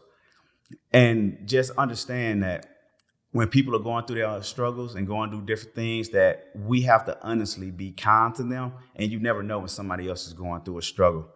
So always tell people that you love them, because you'll never know when you're going to see them again. Just understand that telling somebody that, you know, telling a young lady, like, you know, she's beautiful, telling your homeboy, like, bro, you've been killing it. Because it's been times where I've been going through things and somebody gave me really kind words, and it went so much further than they ever knew, because they didn't know what I was going through. And that's being men and women, like, we go through things all the time. And sometimes, you know, we need somebody just to be nice without knowing what we're going through. So just being humans, just being kind, and just understanding that the people around us, they're going through their own struggles on a daily. And just being like just telling them like something nice, just hitting up your homeboys, just being like, yo, bro, hey, I was thinking about you. I love you. You're killing it. Keep going. And not even asking them like what they're going through.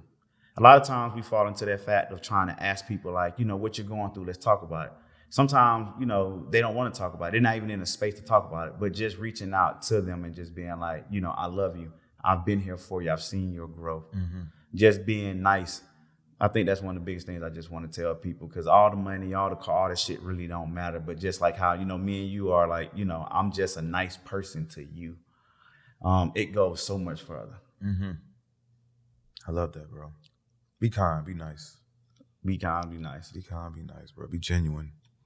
Just never know what people go through. All right, this is Rich and Unemployed, the podcast, number one podcast in the world. Thank you guys for tuning in. It's probably the longest podcast I've done with a man. But this was just organic, man. We were just chopping it up like we were just homies, which we are. So, y'all tap in with Gooch. Jonathan. All right, till we meet again, man.